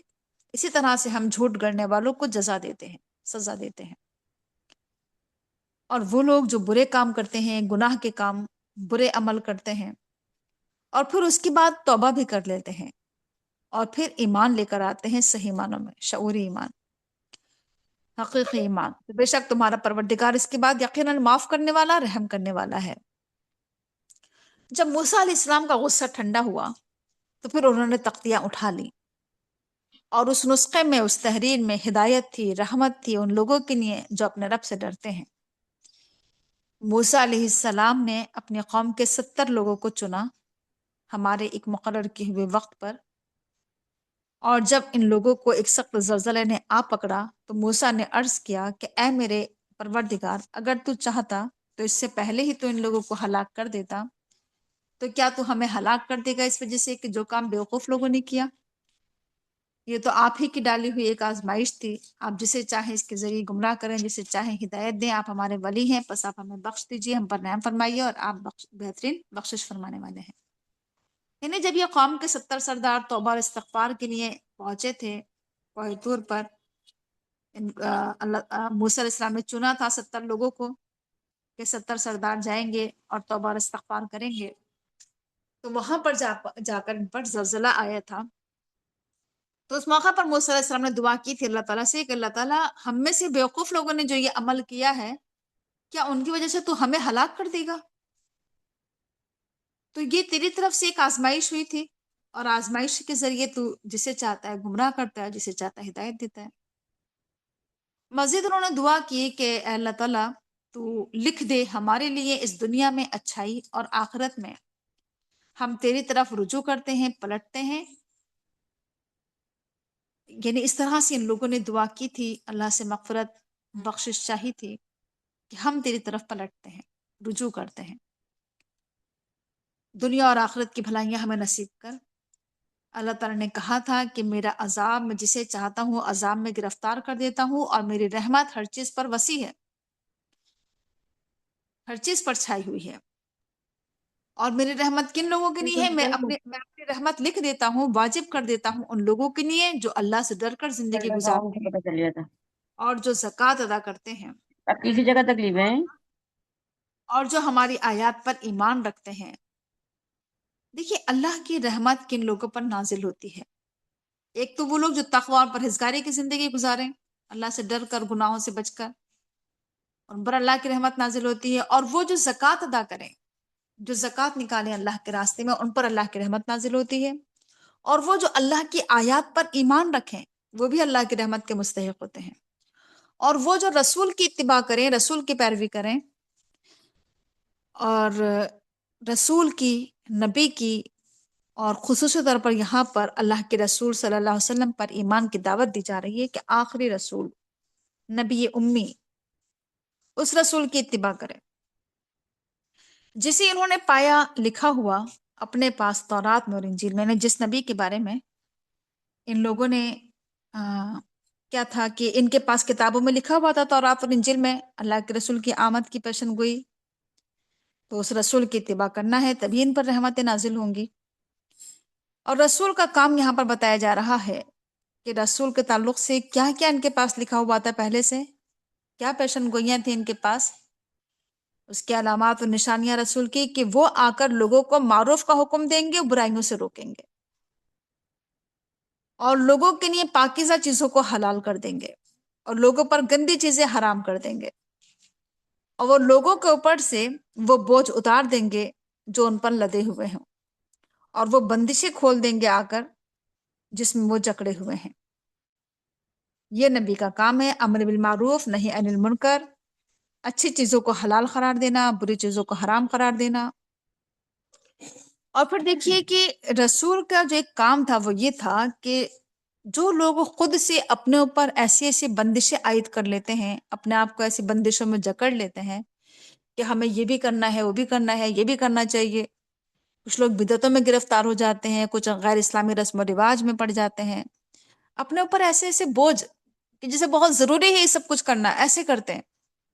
غیر اسلامی رسم و رواج لوگ اس طرح سے کرتے ہیں جیسے یہ کرنا بہت ضروری ہے، اپنے اوپر خواہ مخواہ کا بوجھ لاد رکھا ہے لوگوں نے، اس پر پیسہ بھی خرچ کر رہے ہیں، وقت بھی لگا رہے ہیں، اپنا سب کچھ اس پر لگا رہے ہیں غیر اسلامی رسم و رواج پر، تو ان سب میں وہ جکڑے ہوئے ہیں۔ پس جو لوگ نبی پر ایمان لے آئیں گے اور نبی کی حمایت و نصرت کریں گے، اور اس نور کی اتباع کریں گے جو نور لے کر وہ آئے ہیں، جو نور لے کر وہ نازل ہوئے ہیں، اس کی اتباع کریں گے، تو یہی لوگ کامیاب ہیں جو نبی پر ایمان لے آئیں، نبی کی حمایت بھی کریں، تائید کریں، نصرت مدد بھی کریں، ٹھیک ہے، قرآن کی بھی اتباع کریں، قرآن کو یہاں پر نور کہا جا رہا ہے جو اللہ کے رسول لے کر آئے ہیں، تو ایسے ہی لوگ کامیاب ہونے والے ہیں، فلاح پانے والے ہیں۔ اے نبی کہہ دیجئے کہ اے دنیا کے تمام انسانوں، میں تم سب کی طرف اللہ کا رسول ہوں، تمام انسانوں کے لیے رسول بن کر آیا ہوں، اس اللہ کی طرف سے جس کے ہاتھ میں زمین و آسمان کی بادشاہی ہے، اللہ کے سوا کوئی معبود نہیں، وہ زندگی دیتا ہے، وہ موت دیتا ہے، پس تم سب ایمان لاؤ اللہ پر اور اس کے رسول پر، نبی امی پر، وہ نبی امی جو خود بھی اللہ کی آیات پر ایمان رکھتا ہے اور اللہ کے کلمات پر، اللہ کے ارشادات کو مانتا ہے، اور تم اسی کی اتباع کرو تاکہ تم ہدایت پا جاؤ، صحیح راستہ پا جاؤ۔ موسیٰ علیہ السلام کے قوم میں ایک گروہ ایسا تھا جو لوگوں کے حق کے ساتھ رہنمائی کرتا تھا اور اسی کے ذریعے عدل کا کام کرتا تھا۔ موسیٰ علیہ السلام کے قوم میں اچھے لوگ بھی پائے جاتے تھے، ان کا بھی تذکرہ کیا گیا ہے قرآن کریم میں، کہ ان کے قوم میں کچھ لوگ ایسے تھے کہ جو باقی لوگوں کو صحیح راستے کی رہنمائی کرتے تھے حق کے مطابق، اور حق کے مطابق لوگوں کے بیچ میں عدل اور انصاف کرتے تھے، اور ہم نے اس قوم کو 12 گھرانوں میں تقسیم کر کے انہیں مستقل گروہوں کی شکل دے دی تھی، یعنی ہم نے انہیں 12 حصوں میں تقسیم کر دیا تھا، 12 گروہوں میں، ان لوگوں کو، بنی اسرائیل کو، اور ہم نے وحی کی تھی موسیٰ علیہ السلام کی طرف، جب انہوں نے اپنے قوم کے لیے پانی کی دعا کی تھی، پانی مانگا، پانی کے لیے اللہ سے دعا کی، تو ہم نے کہا تھا کہ تم اپنی لاٹھی پتھر پر مارو، چٹان پر مارو، تو پھر اس سے 12 چشمے پھوٹ پڑے تھے، اور ہر ایک نے اپنے گھاٹ کو پہچان لیا تھا، اور ہم نے ان پر بادلوں کا سایہ کر دیا تھا اور ان پر من و سلوہ اتارا تھا اور کہا تھا کہ کھاؤ اللہ کا پاکیزہ رزق۔ انہوں نے ہمارے پر ظلم نہیں کیا لیکن انہوں نے خود اپنے پر ظلم کیا۔ تو دیکھیے جیسا کہ اس سے پہلے بھی ہمارے سامنے یہ بات آ چکی ہے کہ چونکہ ان کے 12 بیٹے تھے، یعقوب علیہ السلام کے 12 قبیلے تھے، اور ہر قبیلے کا ان کے لیے نقیب بھی مقرر کیا گیا تھا، ہر ایک کے لیے پانی پینے کی الگ الگ جگہیں تاکہ ان میں آپس میں کوئی لڑائی جھگڑا نہ ہو، اور کس طرح سے کہ جب پانی کی پریشانی ہو رہی تھی انہیں، تو ان لوگوں نے موسیٰ علیہ السلام سے آ کر کہا تھا پانی کے لیے، تو موسیٰ علیہ السلام نے اللہ سے پانی مانگا تھا، تو اللہ تعالیٰ نے کس طرح سے انتظام کیا کہ جو انہیں عصا دی گئی تھی، جو لاٹھی، کہا تھا کہ اس لاٹھی کو تم چٹان پر مارو، پتھر پر مارو، تو پھر اس کے نتیجے میں کیا ہوا تھا کہ 12 چشمے پھوٹ پڑے تھے۔ اور ہر ایک نے اپنے اپنے پانی پینے کی جگہ متعین کر لی تھی۔ تو یہ نعمتیں انہیں ملی ہیں، بادلوں کا سایہ ان پر، من و سلوہ ان پر اتارنا، لیکن انہوں نے کیا ہوا کہ جو کچھ بھی کیا ناقدری کے اللہ کی نعمتوں کی، انہوں نے ہم پر ظلم نہیں کیا، انہوں نے خود اپنے پر ظلم کیا۔ ابھی 5 منٹ رک جائیے، اس کے بعد پڑھتے ہیں انشاءاللہ۔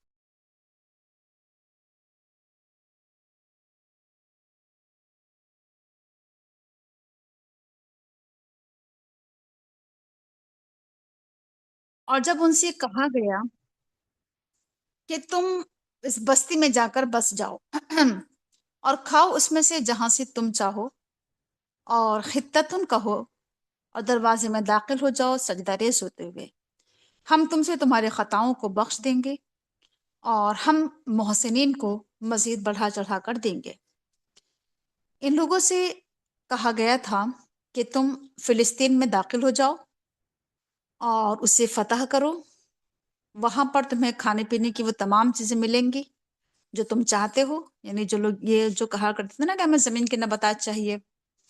اور ان لوگوں سے کہا گیا تھا کہ جب تم وہاں پر داخل ہونا تو حتتن کہتے ہوئے داخل ہونا، یعنی ہمیں معاف کر دو، اور اللہ کے آگے سجدہ ریز ہوتے ہوئے داخل ہونا، جھکتے ہوئے، تو ہم تمہارے خطاؤں کو بخش دیں گے، اور جو اچھا نیک عمل کریں گے ہم انہیں بڑھا چڑھا کر دیں گے۔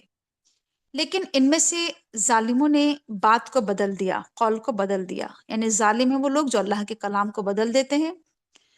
جو ان سے کہا گیا تھا اس کے علاوہ کہا انہوں نے، خطتن کے بجائے خنتتن کہا، گندم گندم کہتے ہوئے داخل ہوئے تھے۔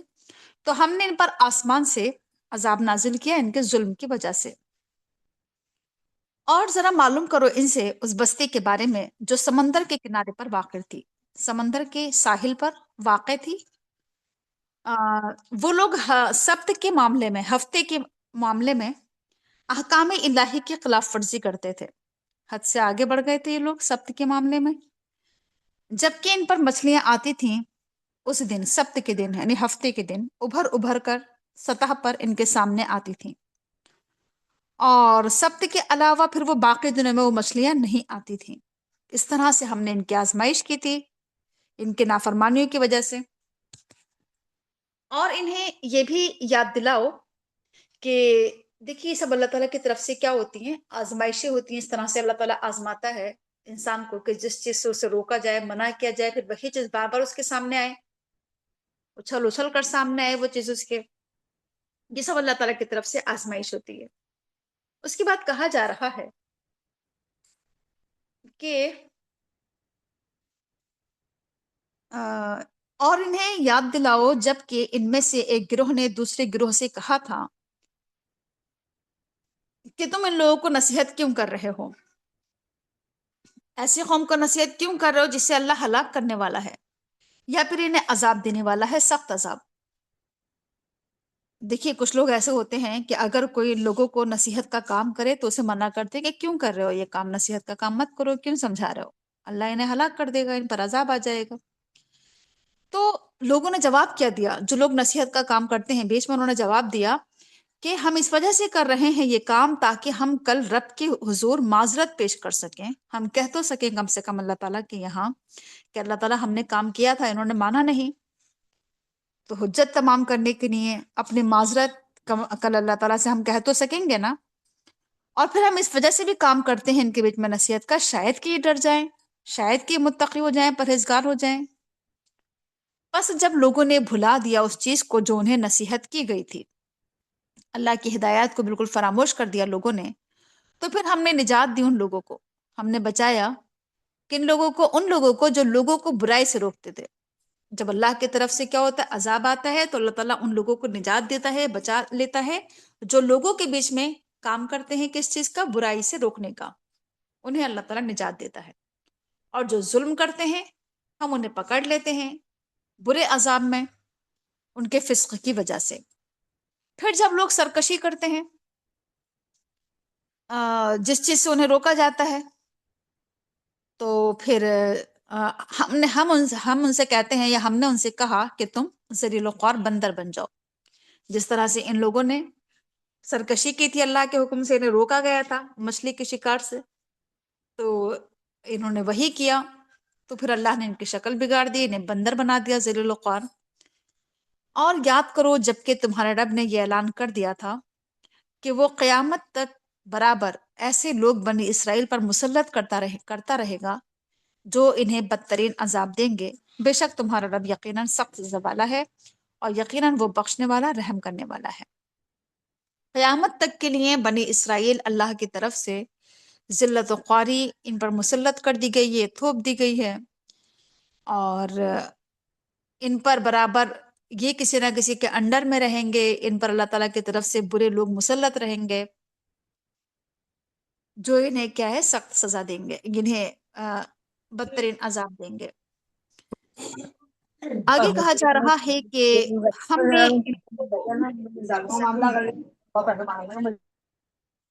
ہم نے ان لوگوں کو زمین میں ٹکڑے ٹکڑے کر کے بہت سی قوموں میں تقسیم کر دیا، کچھ ان میں نیک لوگ تھے تو کچھ اس سے مختلف تھے۔ ہم نے انہیں آزمایا ہر طرح کے اچھے اور برے حالات سے تاکہ یہ لوگ پلٹیں۔ یعنی ان کی الگ الگ قومیں تھیں، بہت سی قوموں میں یہ لوگ تقسیم ہیں، زمین میں الگ الگ جگہ پر یہ لوگ بٹے ہوئے ہیں، منقسم ہیں۔ ان میں کچھ لوگ اچھے لوگ بھی ہیں، کچھ صالح بھی ہیں، اور کچھ اس کے علاوہ بھی ہیں، اور ان پر برے اور اچھے حالات اور طرح کے آتے رہتے ہیں، تو تاکہ یہ لوگ اللہ کی طرف پلٹے۔ پھر اگلی نسلوں کے بعد ایسے ناقلف ان کے جانشین ہوئے جو کتاب الہی کے وارث ہو کر اسی دنیا کے فائدے سمیٹتے رہے، اور وہ کہہ دیتے ہیں کہ توقع ہے کہ ہمیں معاف کر دیا جائے گا۔ اب بنی اسرائیل میں اب جو لوگ ہیں پچھلے قوموں کے بعد، جو اگلے لوگ ہیں، اگلی نسل ہے، ان میں بہت ہی برے لوگ ہیں، برے جانشین ہیں۔ حالانکہ یہ کتاب کے وارث ہیں، لیکن اس کے باوجود بھی یہ دنیا کے فائدے بٹورتے ہیں، اور اس کے باوجود بھی یہ کہتے ہیں، دنیا بٹورتے رہتے ہیں اور کہتے ہیں کہ اللہ ہمیں معاف کر دے گا، اللہ ہمیں بخش دے گا۔ اور اگر ان کے سامنے اتنی ہی دنیا اور پیش کر دی جائے، دنیا کا سامان کے سامنے اتنا ہی اور رکھ دیا جائے، یہ اسے بھی لے لیں گے۔ کیا اسے اللہ کی کتاب میں یہ عہد نہیں لیا گیا تھا کہ تم اللہ کے اوپر ناحق باتیں نہ بنانا، اللہ پر وہی بات کہنا جو بات حق ہو؟ اور جو کتاب انہیں دی گئی تھی، ان سے کہا گیا تھا کہ اللہ کی اس کتاب کو پڑھنا، اور یہ پڑھ بھی چکے ہیں اللہ کے اس کتاب کو، اس کے باوجود بھی اس طرح کی باتیں کرتے ہیں۔ تو یاد رکھیے کہ آخرت کا انجام، آخرت کا گھر تو متقی لوگوں کے لیے ہے، آخرت کا انجام بہتر ہے متقی لوگوں کے لیے۔ کیا تم سمجھتے نہیں ہو؟ اور وہ جو اللہ کی کتاب کو مضبوطی کے ساتھ تھامتے ہیں، مضبوطی سے تھامنے سے مراد صرف تھامنا یا پکڑنا ہی نہیں ہوتا ہے، بلکہ اس پر عمل کرنا مضبوطی کے ساتھ، اور نماز قائم کرتے ہیں جو لوگ، ہم ایسے مصلح لوگوں کا اجر ضائع نہیں کرتے ہیں، ہم ایسے نیک لوگوں کا، نیک کردار لوگوں کا یا اصلاح کرنے والوں کا اجر ہم ضائع نہیں کرتے ہیں۔ اور یاد کرو جب کہ ہم نے ان پر تان دیا تھا، پہاڑ کو اٹھا کر ان پر ہم نے تان دیا تھا چھتری کی طرح، اور انہیں یہ لگ رہا تھا اس پہاڑ کو دیکھ کر کہ یہ پہاڑ ان پر گر جائے گا۔ اس موقع پر ان سے یہ کہا گیا تھا کہ جو کچھ ہم تمہیں دے رہے ہیں اسے مضبوطی کے ساتھ تھام لو، اور جو کچھ اس کتاب میں ہے اسے یاد رکھنا، اس کا ذکر کرنا، لوگوں کے سامنے خود بھی یاد رکھنا، نصیحت حاصل کرنا، تبھی تم کیا ہو جاؤ گے، متقی و پرہیزگار بنو گے، جبکہ تم اللہ کی کتاب کو مضبوطی کے ساتھ تھامو گے اور اللہ کی اس کتاب کا ذکر کرو گے، اللہ کی اس کتاب کے ذریعے نصیحت کرو گے۔ اور یاد کرو جبکہ بنی آدم کی پشت سے ان کی نسل کو نکالا گیا تھا، بنی آدم سے جتنی بھی اولادیں، جتنی بھی نسلیں ظہور میں آنا تھی، جتنے بھی انسان اس دنیا میں آنا تھے، ان سب کو ان کی پیٹ سے نکالا گیا تھا، اور ان سب سے گواہی لی گئی تھی، اور سب نے خود اپنے اوپر گواہی دی تھی۔ اللہ تعالیٰ نے پوچھا تھا اس موقع پر کہ کیا میں تمہارا رب نہیں ہوں؟ تو سب نے بیک زبان کہا تھا کہ ہاں، کیوں نہیں، ہم گواہی دیتے ہیں۔ ایسا اللہ تعالیٰ نے کیوں کیا تھا؟ تمام انسانوں کو اللہ تعالیٰ نے دنیا میں لانے سے پہلے ہی سب سے وعدہ کیا تھا۔ ایسا کیوں؟ تاکہ کل قیامت کے دن کوئی اللہ تعالیٰ سے یہ نہ کہہ سکے کہ اللہ تعالیٰ ہمیں معلوم ہی نہیں تھا کہ آپ رب ہیں، ہم تو غافل تھے، ہم تو بے خبر تھے، ہمیں پتہ ہی نہیں تھا۔ تو حجت تمام کرنے کے لیے یہ اللہ تعالیٰ نے کیا ہے، تاکہ کل آخرت میں کوئی یہ نہ کہے کہ ہمارے باپ دادا نے شرک کیا تھا اس سے پہلے، ہم تو ان کے بعد ان کے نسل سے پیدا ہوئے، اس لیے ہم ان کے طور طریقے پر چلے، تو کیا آپ ان کے عمل کی وجہ سے ہمیں ہلاک کر دیں گے؟ اسی لیے اللہ تعالیٰ نے دیکھیے پہلے ہی دنیا میں آنے سے پہلے ہی ہر انسان سے وعدہ کر لیا ہے کہ کیا میں تمہارا رب نہیں ہوں؟ اب کل کوئی بہانہ نہیں کر سکے گا آخرت میں کہ ہم تو باپ دادا کے طریقوں پر تھے، وہ غلط تھے، تو کیا ان کی وجہ سے ہمیں ہلاک کر دو گے؟ ہم اس طرح سے آیات کو کھول کھول کر بیان کر رہے ہیں تاکہ لوگ اللہ کی طرف پلٹیں، اور ذرا انہیں اس شخص کا حال تو بیان کرو، ایک مثال، کہ جسے ہم نے اپنی آیات دی، اپنی آیات کا ہم نے اسے علم دیا، لیکن وہ ان آیات سے نکل گیا، ان کی پابندی سے نکل گیا، تو شیطان اس کے پیچھے پڑ گیا اور وہ گمراہوں میں سے ہو گیا۔ دیکھیے جب اللہ تعالیٰ کسی کو آیات دے، اپنی آیات کا علم عطا کرے، لیکن آیات کا علم سے وہ نکل جائے، وہ کیا ہو جائے، اس کی پابندی سے نکل جائے، اس پر عمل نہ کرے، اللہ کی آیات پر علم تو ہے، عمل نہیں ہے، یا اللہ کی آیات پر کیا ہے کہ کوئی پابندی نہیں ہے، نکل گیا اس میں سے۔ اب کیا ہوتا ہے کہ پھر ایسے لوگوں کے پیچھے شیطان لگا دیا جاتا ہے، اور پھر وہ انسان گمراہوں میں سے ہو جاتا ہے۔ اب سوچیے ذرا، علم آ جانے کے باوجود بھی اگر علم پر عمل نہ ہو تو پھر ایسے لوگوں کے شیطان پیچھے پڑ جاتا ہے۔ اور اگر ہم چاہتے تو ہم ان آیات کے ذریعے اسے بلندی عطا کرتے، یعنی واقعی اگر وہ اللہ کی آیات پر عمل کرتا تو ہم اسے بلندی عطا کرتے، رفعت عطا کرتے، لیکن وہ خود زمین کی طرف جھک گیا، اس نے خواہشات کی اتباع کی، یعنی وہ تو دنیا ہی کی طرف جھکا رہا، دنیا کی طرف مائل رہا، زمین کی طرف، پستی کی طرف۔ اس نے رفعت چاہی نہیں ہے، قرآن کے ذریعے بلندی نہیں چاہی۔ کیوں؟ کیونکہ وہ خواہشات کی اتباع کرتا ہے، بس خواہشات میری پوری ہو جائیں، خواہشات کی پیروی کرنا، ایک کے بعد ایک خواہش پوری ہوتی رہے۔ ایسے انسان کی مثال کتے کی سی مثال ہے، کہ اگر تم کتے پر کوئی کہ تم اس پر اگر حملہ کرو تب بھی وہ زبان لٹکائے رہے، اور اگر اسے تم چھوڑ دو تب بھی وہ زبان لٹکائے رہے۔ یہ بہت ہی بری مثال ہے ان لوگوں کے لیے جو اللہ کی آیت کو جھٹلاتے ہیں، پس تم یہ حکایات انہیں سناؤ تاکہ لوگ غور و فکر کریں۔ یعنی کتے کے اندر جس طرح سے ہرس اور لالچ پایا جاتا ہے، زبان لٹکانا یہ ہرس کی علامت ہے، طمع اور لالچ کی علامت ہے، کہ اس کی زبان لٹکی ہی رہتی ہے، وہ کبھی شکم سیری نہیں ہوتا ہے، اس کا پیٹ ہی نہیں بھرتا ہے، اس کی خواہش بھی پوری نہیں ہو پاتی ہے، خواہشات کی اتباع کرتا رہتا ہے۔ تو یہ ان لوگوں کی مثال ہے جو اللہ کی آیات پر عمل نہ کریں، جو دنیا کی طرف مائل ہو جائیں، جو دنیا کے خواہشات کی پیروی کرتے رہیں۔ تو ایسے لوگوں کی مثال جو ہے کتے کی سی مثال دی جا رہی ہے، کہ ان کے اندر ہرس ہے، طمع ہے، لالچ ہے، ہرس و ہوس کا شکار ہیں یہ لوگ، اور بہت ہی بری مثال ہے یہ۔ پس تم یہ مثال لوگوں کے سامنے بیان کیا کرو تاکہ لوگ غور و فکر کریں۔ کتنی بری مثال ہے ان لوگوں کی جو ہماری آیات کو جھٹلاتے ہیں، وہ خود اپنے اوپر ظلم کرتے ہیں۔ پس جسے اللہ ہدایت دے وہ ہدایت یافتہ ہے، اور جسے اللہ گمراہ کر دے وہ بڑے نقصان میں ہے۔ ہم نے جہنم کے لیے بہت سارے جن اور انسانوں کو پیدا کیا۔ کون لوگ ہیں جہنم میں؟ بہت سارے جن اور انسان۔ کون سے جائیں گے جہنم میں؟ کون جہنم کے مستحق ہیں؟ تو کہا جا رہا ہے کہ وہ جن کے پاس دل ہو لیکن وہ اس سے سمجھے نہیں، سوچے نہیں، غور و فکر نہیں کرے، جن کے پاس آنکھیں ہوں لیکن وہ اس سے دیکھے نہیں، جس کے پاس کان ہوں لیکن وہ اس سے سنے نہیں۔ ایسے لوگ جانوروں کی طرح ہیں، بلکہ جانوروں سے بھی زیادہ گئے گزرے ہیں، اور یہ لوگ غفلت میں پڑے ہوئے ہیں۔ یعنی یہ ہیں جہنمی لوگ۔ جہنم میں جانے والی جو علامات یا جو اعمال ہیں وہ کیا ہیں؟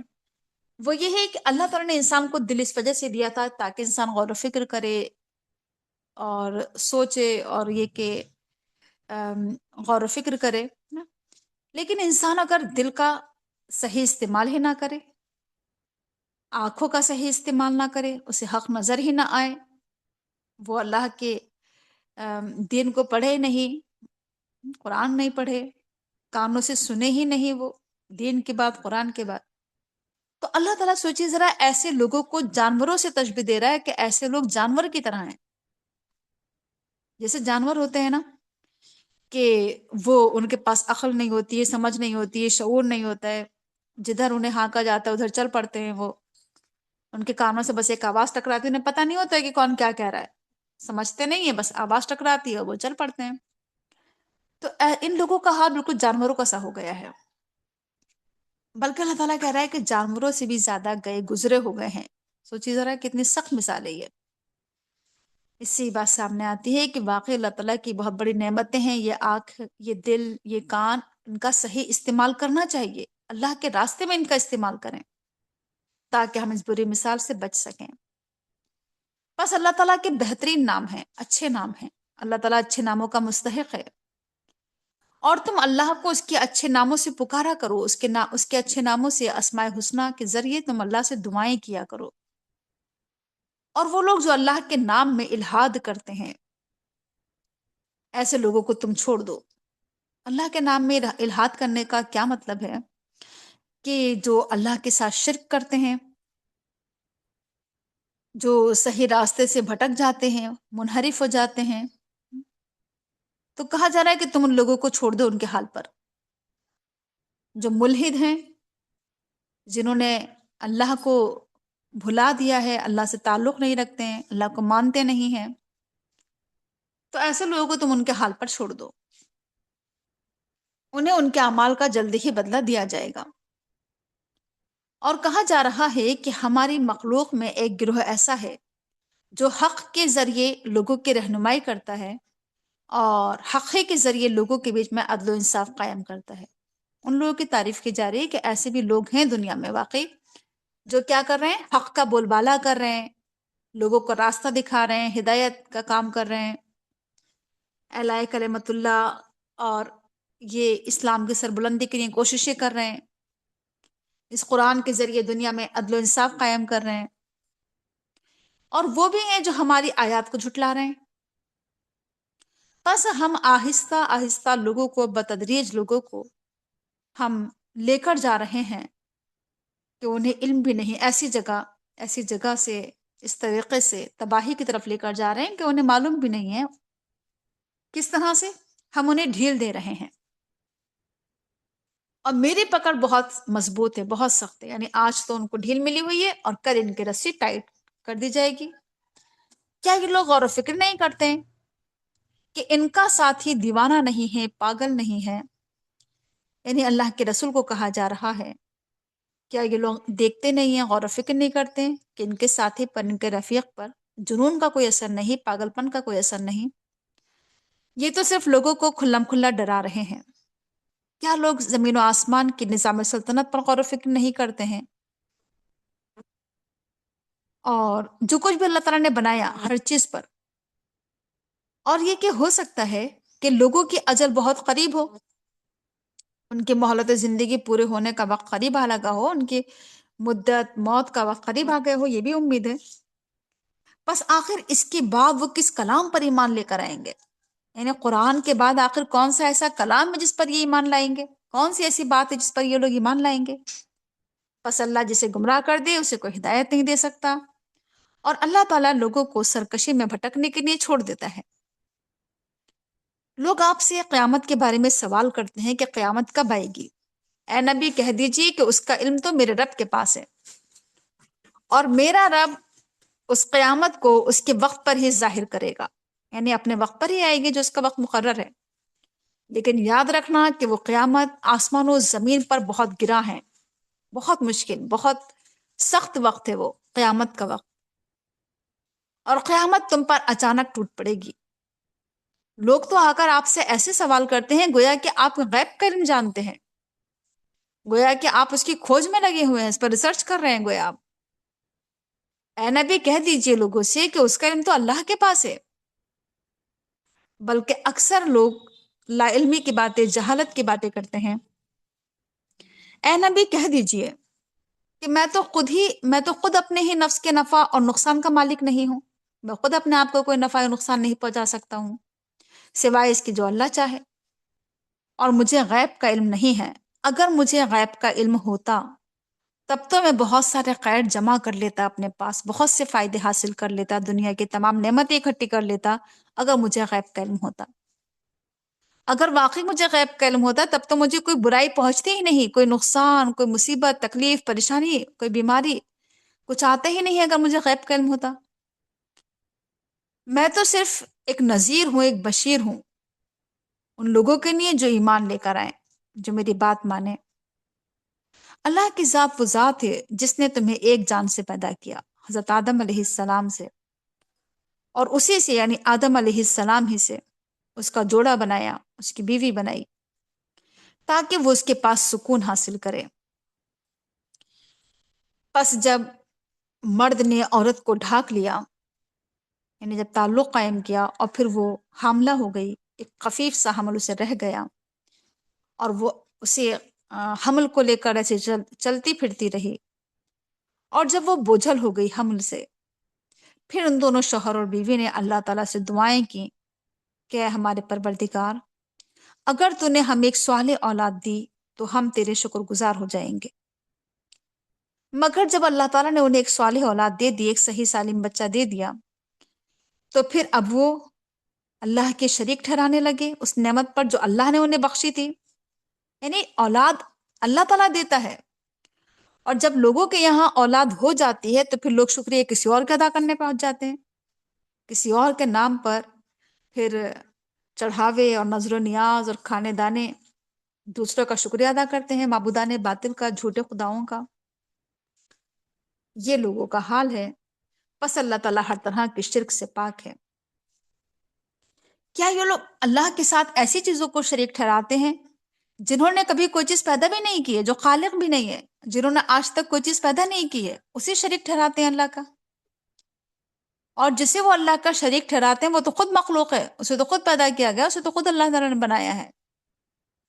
ان کا تو حال یہ ہے، یعنی اللہ کے مخلوق کو اللہ کا شریک ٹھہراتے ہیں، ان کا تو حال یہ ہے کہ وہ تو خود اپنی مدد بھی نہیں کر سکتے، وہ مدد کی استطاعت ہی نہیں رکھتے، نہ ہی کسی اور کے، نہ ہی خود کے اپنی۔ ان کا تو حال یہ ہے کہ اگر تم ان سے دعائیں بھی کرو گے، تم اگر انہیں پکارو گے، ان لوگوں کا حال یہ ہے کہ ان لوگوں کا، مشرکین کا، ان کا حال یہ ہے کہ اگر تم انہیں بلاؤ صحیح راستے کی طرف، ہدایت کی طرف، تو یہ کبھی بھی تمہاری اتباع نہیں کریں گے، تمہاری پیروی نہیں کریں گے۔ برابر ہے ان پر، خواہ تم انہیں پکارو، خواہ تم انہیں دعوت دو یا تم خاموش رہو، ان پر کوئی اثر نہیں ہوگا، نہ تمہارے خاموشی کا نہ تمہاری دعوت کا۔ بہت ہی بے حس ہو گئی ہے۔ بے شک وہ لوگ جنہیں تم اللہ کے علاوہ پکارتے ہو وہ تمہاری ہی طرح بندے ہیں، یعنی اللہ کے بندوں کو جو لوگ خدا مان لیتے ہیں، انسانوں کے آگے سجدے کر رہے ہیں جا کر، یا پھر مرے ہوئے لوگوں، انسانوں کے سامنے سجدے کر رہے ہیں قبروں پر جا کر، تو کہاں وہ تو تمہاری طرح بندے ہیں۔ تم اگر ان سے دعائیں کرتے ہو تو پھر انہیں تمہاری دعائیں قبول کرنا چاہیے، تم اگر انہیں پکارتے ہو انہیں جواب دینا چاہیے پھر تو، اگر واقعی تم سچے ہو۔ اللہ تعالیٰ سوال کر رہا ہے کہ جسے یہ اللہ کے علاوہ معبود ٹھہراتے ہیں، خدا سمجھتے ہیں، دعائیں کرتے ہیں، ان کے آگے سجدے کرتے ہیں، اللہ تعالیٰ ایک سوال کر رہا ہے کہ کیا ان کے پیر ہیں جس سے یہ چلتے ہوں، کیا ان کے ہاتھ ہیں جس سے یہ پکڑتے ہوں، کیا ان کی آنکھیں ہیں جس سے یہ دیکھتے ہوں، کیا ان کے کان ہیں جس سے یہ سنتے ہوں؟ اب دیکھیے، چاہے وہ بت ہوں یا قبر پرستی ہو یا بت پرستی ہو، تو اللہ تعالیٰ سوال کر رہا ہے کہ کیا یہ چل سکتے ہیں، کیا یہ کوئی چیز پکڑ سکتے ہیں، کیا یہ کچھ دیکھ سکتے ہیں، کچھ سن سکتے ہیں؟ جب یہ تمام صفات ان کے اندر نہیں پائی جاتی ہیں تو یہ خدا کیسے ہو سکتے ہیں؟ بس تم سب اپنے شرکا کو پکارو، آواز دو، بلاؤ انہیں، اور تم سب میرے خلاف چالے چلو اور مجھے مہلت بھی نہ دو۔ اللہ کے رسول سے کہلوایا جا رہا ہے کہ میں تمہارے شرکا سے نہیں ڈرتا ہوں، تم سب مل کر کتنے ہی چالے چلو میرے خلاف، تم مجھے مہلت بھی نہ دو، سب کے سب مل کر کوششیں کرو۔ میرا ولی، میرا حامی و ناصر، میرا مددگار، سرپرست تو اللہ ہے، وہ اللہ جس نے کتاب نازل کی ہے، وہ میرا سرپرست ہے۔ اور اللہ تعالیٰ تو صالح لوگوں کی حمایت کرتا ہے، اللہ تعالیٰ تو نیک لوگوں کا دوست ہوتا ہے، نیک لوگوں کی سرپرستی اللہ تعالیٰ فرماتا ہے۔ اور وہ لوگ جنہیں تم اللہ کے علاوہ پکارتے ہو وہ تمہاری ہرگز بھی مدد نہیں کر سکتے، وہ خود اپنی ہی مدد نہیں کر سکتے۔ اگر تم انہیں ہدایت کی طرف بلاؤ تو یہ تمہاری بات بھی نہیں سن سکتے، اور تم انہیں دیکھو گے کہ وہ تمہاری طرف دیکھ رہے ہیں حالانکہ وہ دیکھ نہیں رہے ہوتے ہیں۔ یعنی کچھ لوگ ایسے ہوتے ہیں کہ جب انہیں ہدایت کی طرف بلایا جائے تو وہ سنتے ہی نہیں ہیں، اور لگتا ہے ایسا ہے کہ جیسے یہ ہمیں دیکھ رہے ہیں، بڑے غور سے ہماری بات سن رہے ہیں، حالانکہ وہ نہیں دیکھ رہے ہوتے، ان کا دماغ کہیں اور ہوتا ہے، یا وہ سننا ہی نہیں چاہتے ہیں، سنی انسنی کر دیتے ہیں۔ ایسے لوگوں کے ساتھ کیا کرنا چاہیے؟ تو کہا جا رہا ہے کہ ایسے لوگوں سے درگزر کا طریقہ اختیار کرو، انہیں معاف کر دو، اور انہیں نیکی کا حکم دو، اور جاہلوں سے اعراض کرو۔ یعنی ان کی باتوں کو، ان کی حرکت کو کیا کر دو، حرکات کو درگزر کرو، نظر انداز کرو۔ تم تو صرف نیکی کا حکم دیتے رہو، اچھی باتیں بتاتے رہو، اور جو جہالت برتے اسے اگنور کر دو، اسے نظر انداز کر دو، ان سے نہ الجھو۔ اور اگر شیطان تمہیں اکسائے، یعنی کبھی ایسا ہوتا ہے کہ لوگوں کی طرف سے ایسی ایسی باتیں ہوتی ہیں کہ شیطان اکساتا ہے ہمیں کہ یہ کرو، ایسا کرو، یہ کہو۔ تو شیطان اگر تمہیں اکسائے تو اس موقع پر تم اللہ کی پناہ چاہو، اللہ کی حفاظت طلب کرو کہ اللہ تعالیٰ تمہیں شیطان کے وسوسوں سے بچائے۔ اللہ تعالیٰ سننے والا، جاننے والا ہے۔ بے شک وہ لوگ جو تقوی کی زندگی گزارتے ہیں، اگر شیطان انہیں چھو جاتا ہے، شیطانوں کا ایک گروہ شیطانوں کے اثر سے، یعنی وہ لوگ جن کے اوپر شیطان کا حملہ ہو جاتا ہے، شیطان انہیں گمراہ کرنے کی کوشش کرتا ہے، بھٹکانے کی، کوئی برا خیال ان کے اندر آتا ہے، تو فوراً انہیں اللہ یاد آ جاتا ہے، فوراً وہ چوکنا ہو جاتے ہیں، فوراً وہ یاد کر لیتے ہیں، اور انہیں پھر راستہ صاف نظر آنے لگتا ہے کہ صحیح طریقہ کیا ہے۔ یہ متقین لوگوں کی علامت ہے کہ شیطان کے حملے سے انہیں فوراً خدا یاد آ جائے۔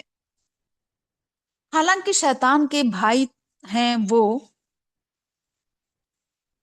کہ جو لوگوں کو گمراہی کی طرف کھینچتے ہیں اور لوگوں کو بھٹکانے میں کوئی کسر نہیں چھوڑتے ہیں،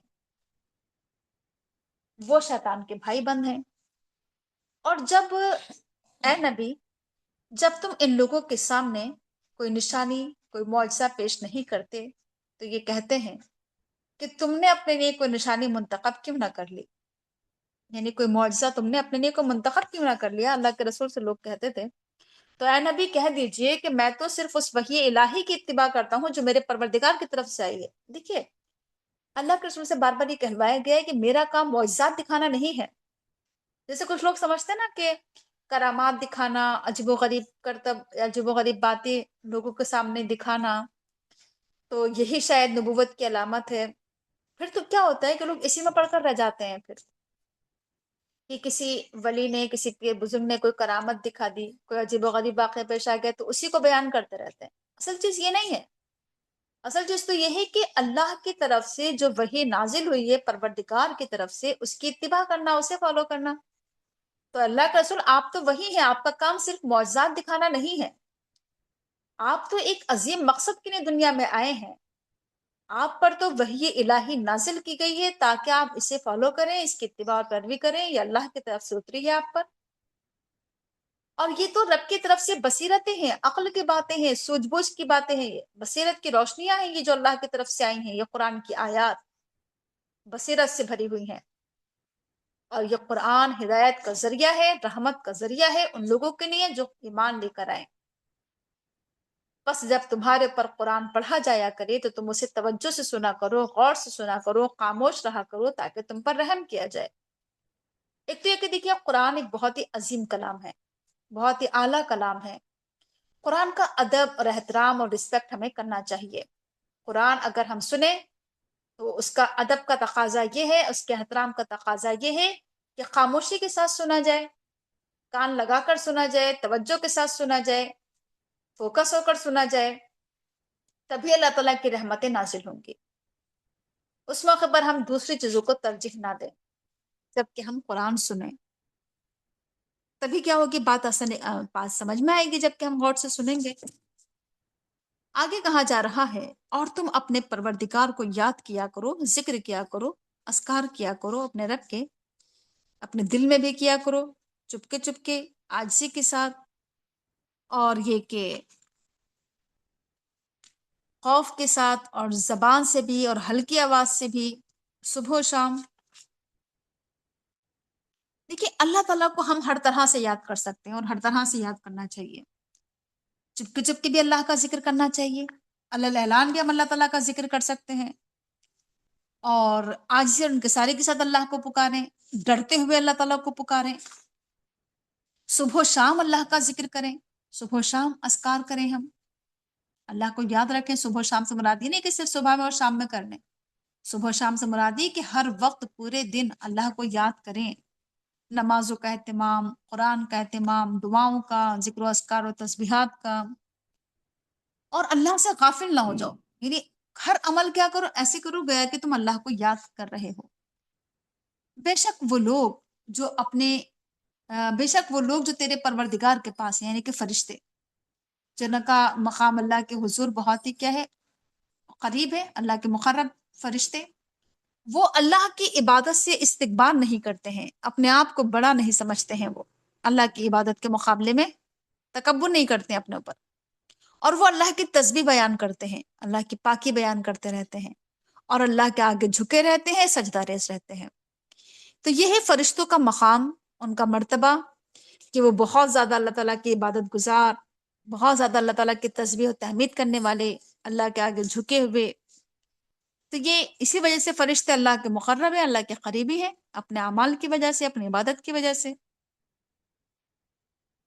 تو یہ تھی سورہ آراف، اس کے بعد ہے سورہ انفال۔ بسم اللہ الرحمن الرحیم۔ لوگ آ کر آپ سے انفال کے بارے میں سوال کرتے ہیں تو اے نبی کہہ دیجئے کہ انفال تو اللہ اس کے رسول کے لیے ہیں، پس اللہ سے ڈرو اور اپنے درمیان اصلاح کے کام کرو، اللہ کی اطاعت اور رسول کی اطاعت کرو اگر تم مومن ہو۔ انفال جمع ہے نفل کی، نفل کہتے ہیں خصوصی طور پر تو یہاں پر مال غنیمت کے لیے استعمال ہوا ہے، لیکن اس کا لغوی معنی جو ہوتا ہے وہ ایکسٹرا چیز کو کہا جاتا ہے۔ جنگوں میں کیا ہوتا ہے کہ جب کسی قوم کو فتح نصیب ہو جاتی ہے، کامیابی نصیب ہو جاتی ہے، ایک تو اسے کامیابی ملی، فتح ملی، مزید یہ کہ اسے مال ملتا ہے، وہ مال جو دشمن چھوڑ کر بھاگتے ہیں، وہ مال ان لوگوں کے قبضے میں آ جاتا ہے جو فاتح ہوتے ہیں۔ تو مزید یہ ایک مزید ایکسٹرا چیز ہے نا، یہ کہ فتح کے ساتھ ساتھ انہیں مال بھی مل رہا ہے، بہت بہت مال ملتا ہے لوگوں کو، ہتھیار اور جانور اور سونا چاندی اور غلام اور باندیا، یہ سب کچھ انہیں ملا کرتا تھا۔ تو اب اس کے بارے میں ان لوگوں نے سوال کیا کہ دین میں یا اسلام میں یا قرآن جو ہے اس کے بارے میں کیا حکم دیتا ہے، یہ مال جو ملتا ہے ہمیں کس طرح سے ہم اس کی تقسیم کریں۔ تو کہا کہ یہ مال جو مال غنیمت ہوتا ہے، جنگ میں جو مال ملتا ہے، یہ اس پر اللہ اس کے رسول کا حق ہے، اللہ اس کے رسول کا ہے یہ، بس تم سب اللہ سے ڈرو اور اپنے آپس کے تعلقات درست رکھو، آپس میں صلح کے ساتھ، اصلاح کے ساتھ رہو، نیکی کے ساتھ، اللہ اس کے رسول کی اطاعت کرو اگر واقعی تم مومن ہو۔ بے شک ایمان لانے والے تو وہ ہوتے ہیں، یعنی مومن کون ہوتا ہے، ایمان لانے والا کون ہے، وہ کہ جب اس کے سامنے اللہ کا ذکر کیا جائے تو اس کی دل ڈر جائے، اس کا دل اللہ کا ذکر سن کر لرز جائے، کانپ جائے، تھر تھرا جائے، یعنی اس قدر ایمان کہ اللہ کا ذکر جب ہمارے سامنے آئے تو ہمارے دلوں میں اللہ کا ڈر اور خوف ایسا ہو کہ ہم لرز کر رہ جائیں، یہ ایمان کی علامت ہے۔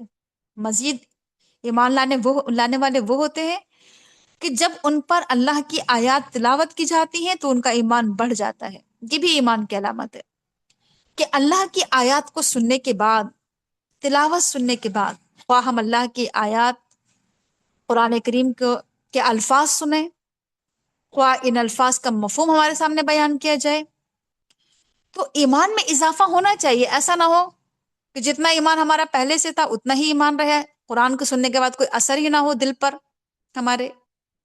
ایمان بڑھنا چاہیے، یہ ایمان کی علامت ہے کہ اللہ کی آیات سننے کے بعد ہمارے ایمان میں اضافہ ہونا چاہیے، یہ مومن ہونے کی علامت ہے یہ۔ اور رب پر توکل، یہ بھی ایمان کی علامت ہے، اپنے رب پر بھروسہ اور توکل۔ اور کون لوگ ہوتے ہیں ایمان لانے والے؟ وہ ہوتے ہیں جو نماز قائم کرتے ہیں اور جو خرچ کرتے ہیں اس میں سے جو ہم نے انہیں دیا ہے۔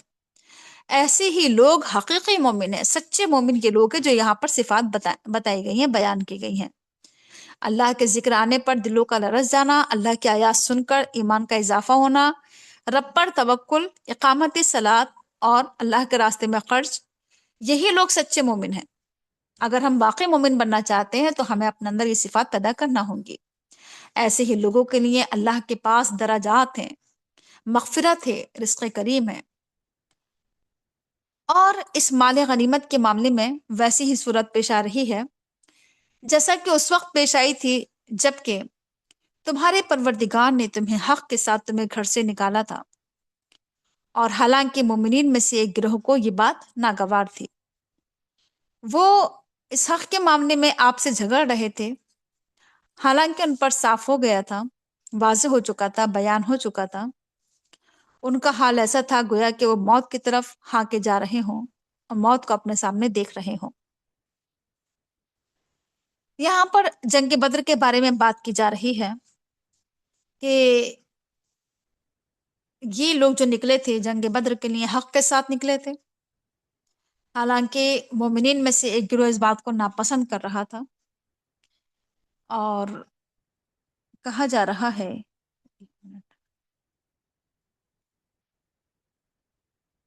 یہاں پر بتایا جا رہا ہے کہ کچھ لوگ ایسے تھے، دیکھیے منافقین جو ہم نے پڑھا تھا نا کہ مدینہ پہنچنے کے بعد ایک تیسری کیٹیگری بھی سامنے آئی تھی۔ ایک تو دیکھیے وہ تھے جو انکار کرنے والے تھے، کافر تھے، ایک وہ تھے جو ایمان لانے والے تھے، لیکن وہ تیسرے لوگ کہ جو نہ مومن تھے نہ کافر تھے، ہے نا؟ تو وہ لوگ اس طرح کے حکمات جب ان کے سامنے آتے تھے، جنگ کے اور جہاد کے، خرچ کرنے کے، تو یہ بات انہیں بہت ہی ناگوار گزرتی تھی، اور پھر وہ لوگ بحث و مباحث سے جھگڑے کرتے تھے، موت سے، جنگ سے ایسے ڈرتے تھے، جنگ سے جانے سے ایسے ڈرتے تھے گویا کہ موت کی طرف جا رہے ہوں، موت کو سامنے دیکھ رہے ہوں۔ یاد کرو وہ موقع جب کہ اللہ تعالیٰ نے تم میں سے اللہ تعالیٰ تم سے وعدہ کر رہا تھا کہ دو گروہوں میں سے تمہیں ایک مل جائے گا۔ تم چاہتے تھے کہ کمزور گروہ تمہیں ملے، مگر اللہ کا ارادہ یہ تھا کہ اپنے ارشادات سے وہ حق کو حق کر دکھائے اور کافروں کی جڑ کاٹ دے۔ یہ لوگ چاہ رہے تھے کہ ہم ان لوگوں سے جنگ نہ کریں جو جنگ کے لیے آ رہے ہیں مکہ سے، بلکہ ہم ان پر حملہ کریں جو تجارت سے واپس آ رہے ہیں، تاکہ مال بھی ہمیں مل جائے، ہے نا؟ تو یہ ایک تھی کہ ایک طرف سے ابو سفیان کا قافلہ آ رہا تھا، مال تھا اس کے پاس تجارت کا بہت سارا، اور ایک طرف سے یہ لوگ آ رہے تھے مکہ سے، کیونکہ وہاں پر کسی نے یہ خبر پہنچا دی تھی کہ مدینہ کے لوگ ہم پر حملہ آور ہونے والے ہیں، ہم پر حملہ کرنے والے ہیں، ہم سے جنگ کرنا چاہ رہے ہیں۔ تو ادھر سے وہ لوگ آ رہے تھے۔ اب ان میں یہ ہو رہا تھا کہ ہم کس سے جنگ کریں، تو یہاں پر کہہ رہا ہے کہ تم کمزور گروہ تم چاہ رہے تھے، اللہ تعالیٰ یہ چاہ رہا تھا کہ وہ حق کو حق کر دکھائے اور کافروں کی جڑ کاٹ دے، ہے نا؟ ایک طرف کیا ہوتا ہے اللہ کی مشیت، اللہ کے حکم، اور اللہ کے حکم میں کیا ہوتی ہے، حکمت ہوتی ہے۔ اللہ تعالیٰ حق کو ثابت کرنا چاہ رہا تھا تاکہ وہ حق کو حق کر دکھائے اور باطل کو باطل کر دکھائے، اگرچہ مجرموں کو کتنا ہی ناگوار کیوں نہ گزرے۔ اور یاد کرو جبکہ تم اپنے رب سے دعائیں کر رہے تھے، اپنے رب سے فریادیں کر رہے تھے، اللہ نے تمہاری دعا قبول فرمائی، اور اس نے جواب میں تمہاری مدد کے لیے پیدر پہ 1000 فرشتے بھیج دیے، اور اس بات کو اللہ تعالیٰ نے تمہارے لیے خوشخبری اور دل کے اطمینان کا ذریعہ بنایا، اور مدد تو اللہ ہی کے پاس سے ہوتی ہے، بے شک اللہ تعالیٰ غالب ہے، حکمت والا ہے۔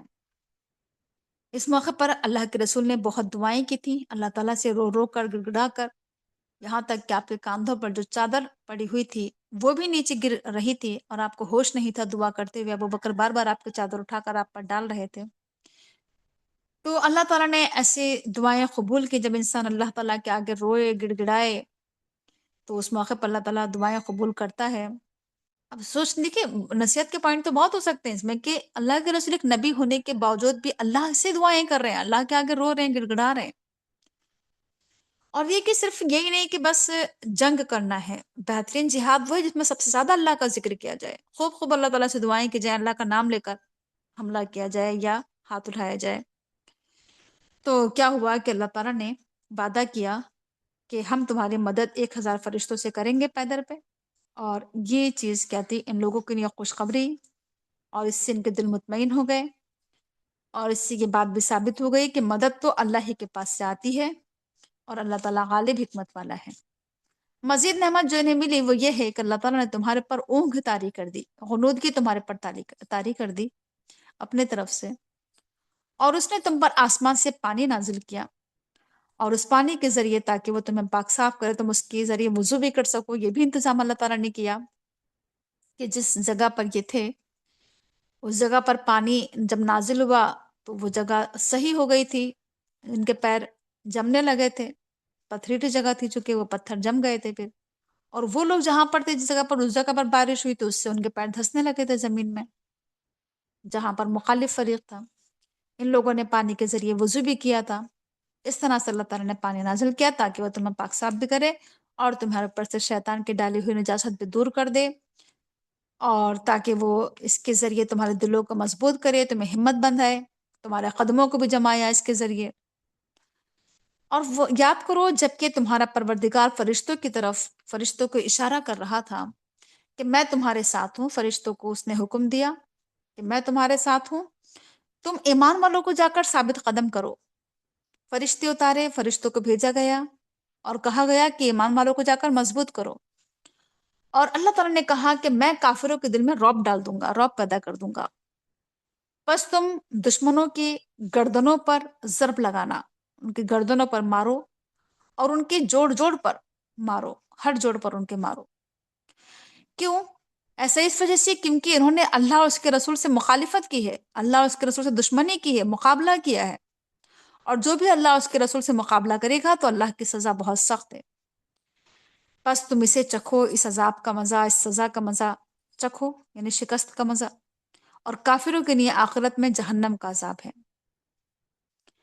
اے لوگوں جو ایمان لائے ہو، جب تم ایک لشکر کے صورت میں کفار سے دوچار ہو جاؤ، کفار سے تمہاری مدبھیڑ ہو، لڑائی ہو، جنگ ہو، تو ایمان کا تقاضا یہ ہے کہ تم پھر پیٹ پھیر کر مت بھاگو۔ پیٹ پھیر کر بھاگنا میدان جہاد سے گناہ کبیرہ ہے یہ، اور جو میدان جہاد سے پیٹ پھیر کر بھاگتا ہے، سوائے اس کے کہ کوئی جنگی چال کے طور پر ایسا کرے کہ پہلے پیچھے ہٹے، دشمن کو لگے پیچھے جا رہا ہے، دشمن پیچھے پیچھے آئے، اور پھر ایک بار کی اس پر حملہ کر دو، یہ تو ایک چال ہو سکتی ہے، جنگی چال۔ یا پھر اس وجہ سے تم پیچھے جا رہے ہو کہ تم کسی دوسری فوج سے ملنا چاہتے ہو، یہ تو شکل ہو سکتی ہے، ورنہ میدان جہاد سے فرار اختیار کرنا، پیٹ پھیرنا جائز نہیں ہے۔ جو ایسا کرے گا وہ اللہ کے غضب کا مستحق ہوگا، اس کا ٹھکانہ جہنم ہے، اور جہنم بدترین ٹھکانہ ہے۔ بس تم نے لوگوں کو قتل نہیں کیا، تم نے نہیں مارا لوگوں کو، لیکن اللہ نے انہیں مارا، تم نے ان پر تیر نہیں پھینکا بلکہ اللہ نے پھینکا جبکہ تم ان پر تیر پھینک رہے تھے۔ اور اس طرح سے اللہ تعالیٰ نے مومنین کی آزمائش کی، بہترین آزمائش کے ساتھ وہ کامیابی کے ساتھ گزرے۔ اس آزمائش سے اللہ تعالیٰ سننے والا، جاننے والا ہے۔ دیکھیے یعنی اتنے کم تعداد ہونے کے باوجود کہ 313 مسلمان 1000 کفار پر غالب آ گئے، تو کہا جا رہا ہے کہ یہ سب کچھ کیسے ہوا؟ یہ کوئی اپنی طاقت نہیں تھی ان لوگوں کی، اللہ تعالیٰ کہہ رہا ہے کہ اللہ نے انہیں مارا ہے، اللہ کے ذریعے تمہیں یہ فتح اور کامیابی نصیب ہوئی ہے نا؟ اور جو کچھ بھی تم نے ان کی طرف پھینکا، اللہ نے پھینکا اسے، جو کچھ بھی تم نے ان پر تیر برسائے یا مٹی پھینکی، اللہ کے رسول نے ان پر جس سے کیا ہو گئے تھے کہ انہیں نظر نہیں آیا، یہ بھی ایک معجزہ تھا۔ اور کہا جا رہا ہے کہ یہ اللہ تعالیٰ نے مومنین کو بہترین آزمائش کے ساتھ اس آزمائش میں بہترین کامیابی کے ساتھ گزارا، حالانکہ آزمائش بہت سخت تھی یہ، لیکن مومنین اس میں کامیابی کے ساتھ گزرے۔ اللہ تعالیٰ سننے والا، جاننے والا ہے۔ اس طرح سے اللہ تعالیٰ کافروں کے چالوں کو رسوا کر دیتا ہے، کمزور کر دیتا ہے۔ تم فتح چاہ رہے تھے تو فتح تمہارے پاس آ چکی ہے، اگر تم باز آ جاؤ تو بہتر ہے تمہارے لیے، اگر تم دوبارہ ایسا کرو گے تو ہم بھی دوبارہ ایسا کریں گے۔ دیکھیے یہ لوگ جو تھے بڑے دعائیں کرتے تھے، کہ کہتے تھے آج ان لوگوں نے کفار دعا کی تھی کہ اگر آج جو حق پر ہے وہ فتح ہو جائے، وہ کامیاب۔ یہ لوگ سمجھتے تھے کہ ہم حق پر ہیں، تو کہتے تھے کہ آج وہی غالب ہوگا، وہی کامیاب ہوگا جو حق پر ہوگا۔ تو اللہ نے کہا کہ تم دعائیں کر رہے تھے نا کہ جو حق پر ہو وہ فتح، اسے فتح مل جائے، تو فتح مل چکی ہے مومنین کو۔ اس کا مطلب یہ کہ مومنین حق پر ہیں۔ بس اے دشمنان اسلام، اگر تم باز آ جاؤ کفر سے، اپنے شرک سے، تو بہتر ہے تمہارے لیے، لیکن اگر تم دوبارہ ایسا کرو گے، دوبارہ تم حملہ کرو گے، تو ہم بھی دوبارہ تم پر پلٹ کر جواب دیں گے، اپنی طاقت کا مظاہرہ کریں گے ہم۔ اور یاد رکھیے کہ تمہاری یہ جماعت تمہارے کسی کام نہیں آئے گی، اگرچہ وہ کتنی ہی زیادہ کیوں نہ ہو۔ تمہاری لشکر، تمہاری فوج کثرت ہونے کے باوجود بھی تمہارے کسی کام نہیں آیا، تمہاری تعداد نے تمہیں کوئی فائدہ نہیں پہنچایا۔ اللہ تعالیٰ مومنین کے ساتھ ہے۔ اے ایمان والو، اللہ کی اطاعت کرو اور اس کے رسول کی اطاعت کرو، اور تم منہ نہ موڑو، پیٹ نہ پھیرو، حالانکہ تم سنتے ہو۔ سننے کے بعد دیکھیے، جب اللہ کے اور رسول کے احکامات سنیں تو سننے کا تقاضا یہ ہے کہ اس پر عمل کیا جائے، اور سننے کے بعد کیا ہے، اطاعت کی جائے، مانا جائے۔ اور ایسے سننے سے کوئی فائدہ نہیں کہ تم سنو اور تم پیٹ پھیر لو، رخ موڑ لو، مانو ہی نہیں، اطاعت ہی نہ کرو۔ بس تم ان لوگوں کی طرح نہ ہو جاؤ جنہوں نے کہا کہ ہم نے سنا، حالانکہ وہ سنتے نہیں ہیں۔ یعنی کوئی فائدہ نہیں ایسے سننے کا کہ انسان سن کر انسنی کر دے۔ تو کہا جا رہا ہے کہ سننے کا تقاضا یہ ہے کہ کیا ہے، کہ غور سے سنیں، توجہ سے سنیں، اس پر عمل کریں، کیونکہ اللہ کے نزدیک بدترین مخلوق تو وہ ہیں جو بہرے ہیں، گونگے ہیں، جو سمجھتے نہیں ہیں۔ یعنی کیا فائدہ ہے ایسے زبان کا، کانوں کا، عقل کا، کہ اس کا کام ہی نہ لیا جائے اللہ کے راستے میں۔ اللہ تعالیٰ جب کسی انسان کے اندر کوئی خیر دیکھتا ہے، بھلائی دیکھتا ہے، تو اسے سنوا دیتا ہے، سننے کی توفیق دے دیتا ہے اللہ تعالیٰ۔ جن کے اندر خیر ہوتی ہے، جن کے اندر بھلائی ہوتی ہے، جن کے اندر کوئی نیکی ہوتی ہے، اللہ تعالیٰ ایسے ہی لوگوں کو سناتا ہے۔ یعنی جو لوگ سن رہے ہیں اللہ کے کلام کو، وہ لوگ ہیں جن کے دل میں خیر ہے، اللہ نے ان کے اندر خیر دیکھی، اللہ نے انہیں چنا سننے کے لیے، اور وہ سنتے ہیں۔ اور جو نہیں سنتے ہیں، اس کا مطلب یہ ہے کہ ان کے اندر کوئی خیر نہیں۔ اور جب اللہ تعالیٰ نے سنوا دیا، انہوں نے سن لیا، اور کہا جا رہا ہے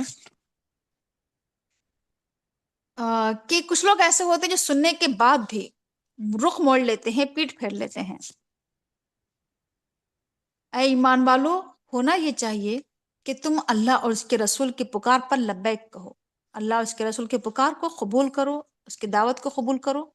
یعنی جس راستے کی طرف تمہیں اللہ بلا رہا ہے، جس دعوت کی طرف، جس پکار پر، جس چیز پر رسول تمہیں دعوت دے رہا ہے، پکار رہا ہے، بلا رہا ہے، تم قبول کرو اسے، کیونکہ وہ تمہیں پکار رہا ہے، بلا رہا ہے اس چیز کی طرف جس میں تمہارے لیے زندگی ہے۔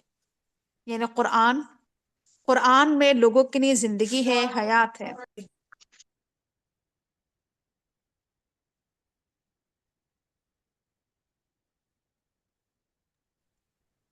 تو کہا جا رہا ہے یہاں پر کہ رسول تمہیں اس دعوت کی طرف بلا رہا ہے جس میں تمہارے لیے زندگی ہے۔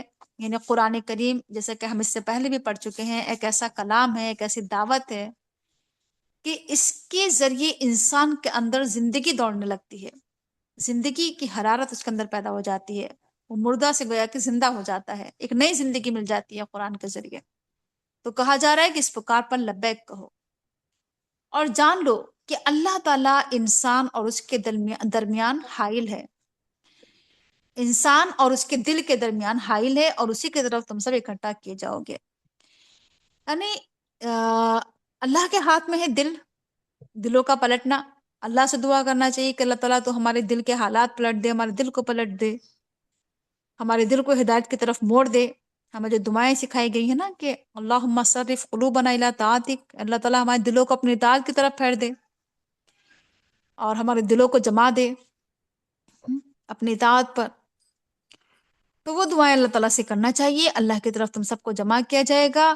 اور اس فتنے سے بچو، جو فتنہ یا جو عذاب صرف ظالموں کو ہی نہیں پہنچے گا تم میں سے، صرف اللہ تعالیٰ سخت سزا والا ہے۔ اللہ کی طرف سے جب عذاب نازل ہوتا ہے تو پھر سب پر عذاب نازل ہوتا ہے، اور اس لیے کیا ہے کہ اچھا چاہے کوئی فتنہ ہی کیوں نہ ہو، فتنہ ضروری نہیں کہ ہم سوچیں کہ فتنے میں تو بس یہی لوگ گرفتار ہوں گے۔ تو فتنوں سے بچنا چاہیے، ڈرنا چاہیے، کہیں ایسا نہ ہو کہ ہم میں سے کوئی فتنے میں پڑ جائے، خواہ وہ کوئی بھی فتنہ ہو، ہزار طرح کے فتنے ہیں۔ تو کہا جا رہا ہے کہ ایسا نہیں ہے کہ صرف ظالم لوگ ہی اس میں گرفتار ہوتے ہیں، اچھے اور نیک لوگ بھی بہت سارے فتنوں میں پڑ جاتے ہیں، گرفتار ہو جاتے ہیں۔ اور کہا جا رہا ہے کہ اور جان لو کہ اللہ تعالیٰ سخت سزا والا ہے۔ اور یاد کرو جبکہ تم بہت تھوڑے تھے، بہت کم تھے زمین میں، تمہاری تعداد کم تھی کل، اور تم بہت ہی دبے کچلے لوگ تھے، تمہارا کوئی زور کوئی طاقت نہیں تھی، تم ہر وقت ڈرتے تھے، خوف کھاتے تھے کہ لوگ تمہیں اچک لیں گے، انسان تم پر حملہ آور ہو جائیں گے۔ اللہ نے تمہیں ٹھکانہ دیا، جگہ دی، اپنے مدد کے ذریعے اس نے تمہیں تقویت پہنچائی، تمہیں پاکیزہ رزق دیا، شاید کہ تم شکر ادا کرو۔ یعنی ایک وقت تھا کہ مسلمانوں کی تعداد بہت کم تھی اور بہت مسلمانوں پر ظلم و ستم کے پہاڑ ڈھائے جا رہے تھے مکہ میں۔ پھر اللہ تعالیٰ نے کیا ہوا، اچھا وہاں پر ہر طرح کا خوف اور ڈر رہتا تھا کہ کبھی بھی کسی وقت کسی پر بھی حملہ ہو سکتا ہے، کفار کی طرف سے بڑے ڈر ڈر کے وہاں پر زندگی گزار رہے تھے کہ لوگ بڑے خوف کے ساتھ چھپ چھپ کر۔ اللہ نے پھر جب یہ ان لوگوں نے ہجرت کی مکہ سے مدینہ، تو کہا جا رہا ہے کہ اللہ نے تمہیں پھر ٹھکانہ دیا، مدینے میں جگہ دی، تمہاری مدد کی، تمہیں طاقت قوت پہنچائی اپنے مدد سے، تمہارے پر رزق کے دروازے بھی کھولے، اچھا رزق حلال، تاکہ تم اللہ کا شکر ادا کرو۔ اے ایمان والو، اللہ اور اس کے رسول کے ساتھ خیانت نہ کرو، دھوکہ نہ دو اللہ اور اس کے رسول کو، اور نہ ہی امانتوں میں خیانت کرو جانتے بوجھتے، علم رکھنے کے باوجود، معلوم ہونے کے باوجود بھی کیا ہو کہ امانت میں خیانت نہ کرو۔ یہ بہت بڑا گناہ ہے، یہ جس کی جو امانت ہمارے پاس ہے اسے ویسے واپس کر دینا، یا جتنی بھی امانتیں ہیں اس میں کوئی دھوکہ نہیں، کوئی فراڈ نہیں، اور نہ ہی اللہ اس کے رسول کے ساتھ کوئی دھوکہ۔ اور جان لو کہ تمہارا مال اور تمہاری اولاد ایک فتنہ ہے اور اللہ کے پاس اجر عظیم ہے۔ یعنی یہ مال اور اولاد، ہم یہ نہ سوچا کریں کہ یہ تو بس انہی لوگوں کو ملتا ہے، مال اور اولاد جو بڑے اللہ کے نیک بندے ہیں، اچھے بندے ہیں، یہ اللہ کے خوش ہونے کی علامت ہے۔ اللہ تعالیٰ جس سے خوش ہے اس کے پاس مال ہے، جس سے ناراض ہے مال نہیں، ایسا نہیں ہے، یہ اللہ کا قانون نہیں ہے۔ اللہ تعالیٰ نے تو اس مال اور اولاد کو آزمائش کا ایک ذریعہ بنایا ہے، بس یہ آزمائش کے ذریعے، کسی کو مال زیادہ دے کر آزمایا جا رہا ہے تو کسی کو کم دے کر، کسی کو اولاد دے کر آزمایا جا رہا ہے تو کسی کو اولاد نہ دے کر آزمایا جا رہا ہے۔ یہ تو آزمائش کے ذریعے ہے مال اور اولاد۔ تو اس مال اور اولاد کے ذریعے بہت سارے لوگ کیا ہو جاتے ہیں، کسی پریشانی میں پڑ جاتے ہیں، فتنے میں پڑ جاتے ہیں، آزمائش میں پڑ جاتے ہیں۔ کبھی یہی مال اور اولاد انسان کے لیے جہنم میں جانے کا ذریعہ بن جاتی ہے، اور یہی مال اور اولاد اگر انسان اس کا صحیح استعمال کرے، صحیح جگہ پر خرچ کرے، صحیح راستے میں لگائے، تو اس کی یہ مال اور اولاد جو ہے انسان کے لیے اجر عظیم کا بھی باعث بن جاتی ہے۔ دیکھنا یہ ہے کہ ہم اس کا استعمال کس طرح سے کر رہے ہیں، حاصل کہاں سے کر رہے ہیں، کس طرح سے کر رہے ہیں، مال کہاں سے حاصل کیا، حرام میں یا حلال ہے، اور کہاں خرچ کر رہے ہیں، اللہ کے راستے میں یا دنیا کے راستے میں۔ اسی طرح سے اولاد ہے کہ اولاد جائز ہے یا ناجائز ہے، حلال طریقے سے حاصل کی جائے اولاد، ناجائز طریقے سے نہیں۔ اور اولاد جب دنیا میں آ جائے تو پھر اسے ہم کہاں لگا رہے ہیں، دنیا کے راستے میں یا دین کے راستے میں۔ تو اس طرح سے کیا ہوگا، یہ مال اور اولاد یا تو انسان کے لیے جنت میں جانے کا ذریعہ بنے گا یا پھر جہنم میں جانے کا ذریعہ۔ اے ایمان والو، اگر تم اللہ سے ڈر کر زندگی گزارو تو اللہ تعالیٰ تمہارے لیے فرقان عطا کر دے گا، حق اور باطل میں فرق کرنے والی کسوٹی۔ جبکہ اللہ سے ڈر کر زندگی انسان اگر گزارے تو اللہ تعالیٰ انسان کو فرقان عطا کر دیتا ہے اور تمہارے گناہوں کو جھاڑ دیتا ہے، تمہاری مغفرت فرماتا ہے۔ اللہ تعالیٰ عظیم فضل والا ہے۔ یعنی انسان کو کرائٹیریا مل جاتا ہے نا کہ حق اور باطل میں فرق کرنے والا معیار۔ اگر انسان اللہ سے ڈر کر زندگی گزارے تو اسے معلوم ہو جاتا ہے کہ یہ حق ہے، یہ باطل ہے، یہ جائز ہے، یہ ناجائز ہے، یہ صحیح ہے یا غلط ہے، اور پھر ایسے لوگوں سے اللہ تعالیٰ گناہوں کو جھاڑ دیتا ہے، ان کی بخشش فرماتا ہے۔ اللہ تعالیٰ عظیم فضل والا ہے۔ اور یاد کرو، جبکہ کافر آپ کے بارے میں چالیں چل رہے تھے، آپ کے بارے میں مکر و فریب کر رہے تھے، کس طرح سے، کیا سازشیں کر رہے تھے کہ یا تو آپ کو ہم کیا کر دیں، قید کر دیں، یا پھر آپ کو قتل کر دیں، یا پھر آپ کو جلا وطن کر دیں۔ وہ سب چالیں چل رہے تھے، اور اللہ بھی ایک تدبیر فرما رہا تھا، اور اللہ تعالیٰ بہترین تدبیر فرمانے والا ہے۔ اللہ کے رسول کے خلاف لوگوں نے کیا کچھ نہیں کیا، کتنی سازشیں رچی، کتنی میٹنگز کی، کتنی پلاننگ کی، کتنا آپ کے ساتھ مکر کیا، کیسے کیسے ان لوگوں کی پلاننگ تھی۔ کبھی سوچتے تھے کہ اللہ کے رسول کو قید کر دیں، کبھی سوچتے تھے آپ کو قتل کر دیں، کبھی سوچتے تھے آپ کو وطن سے نکال دیں۔ یہ سب چالے وہ چلتے رہتے تھے، لیکن اوپر اللہ بھی ایک تدبیر فرما رہا تھا، اور اللہ کی تدبیر بہترین تدبیر ہوتی ہے. کبھی بھی لوگوں سے نہیں ڈرنا چاہیے کہ لوگ ہمیں نقصان پہنچا دیں گے. اللہ کی تدبیر پر ہمارا ایمان اور یقین ہونا چاہیے. اور جب لوگوں پر ہماری آیات پڑھ کر سنائی جاتی ہیں تو لوگ کہتے ہیں کہ ہم نے سن لیا. لوگ کہتے ہیں کہ اگر ہم چاہیں تو ہم بھی اس جیسا کلام پیش کر سکتے ہیں. اس میں ہے ہی کیا؟ اس کلام میں پرانے زمانے کی کہانیاں ہیں، یہ لوگوں نے باتیں بنائی ہیں. اور یاد کرو جب کہ لوگوں نے کہا کہ اللہ تعالیٰ اگر یہ حق ہے تیرے پاس سے ہے تو پھر تو ہم پر آسمان سے پتھر کی بارش نازل فرما، یا پھر ہمیں دردناک عذاب دے. ایسے ایسے بھی دعائیں کی ہیں ان لوگوں نے. ان لوگوں کو لگتا تھا کہ ہم حق پر ہیں، ہم صحیح راستے پر ہیں. تو کہتے تھے اگر ہم حق پر نہیں ہے تو ہم پر کوئی عذاب نازل ہو جائے. لیکن اللہ تعالیٰ نے جواب دیا کہ اللہ کا عذاب تم پر کیوں نازل نہیں ہو رہا ہے؟ اللہ تعالیٰ کسی بھی بستی میں اس وقت تک عذاب نازل نہیں کرتا ہے جبکہ اس میں اللہ کا رسول موجود ہو. اللہ کے رسول آپ چونکہ موجود ہیں ان کے بیچ میں، اس لیے اللہ کا عذاب ان پر نہیں آیا. اللہ تعالیٰ کسی بھی قوم کے اوپر اس وقت تک عذاب نازل نہیں کرتا ہے جب تک کہ اس میں رہنے والے استغفار کریں، اللہ سے معافی چاہتے رہیں، مغفرت طلب کرتے رہیں، تب تک اس قوم پر عذاب نہیں آتا ہے. اور آخر اللہ تعالیٰ ان پر عذاب نازل کیوں نہ کرے؟ یعنی عذاب تو نازل ہوگا ان پر، عذاب میں تو گرفتار کرے گا اللہ تعالیٰ ان کو. کیوں؟ کیونکہ یہ وہ لوگ ہیں جو لوگوں کو جو لوگوں کو مسجد حرام سے روکتے ہیں. حالانکہ یہ اس مسجد کے جائز متولی نہیں ہے، یعنی ان کو تو حق بھی نہیں کہ یہ مسجد کے متولی بنے، مسجد کے سرپرست یہ فرمائے. کیونکہ مسجد کے اولیاء، مسجد کے متولی تو صرف وہی ہو سکتے ہیں جو متقی لوگ ہوں. لیکن اکثر لوگ جانتے نہیں ہیں، اکثر لوگوں کو معلوم نہیں ہے کہ متولی کون بن سکتا ہے.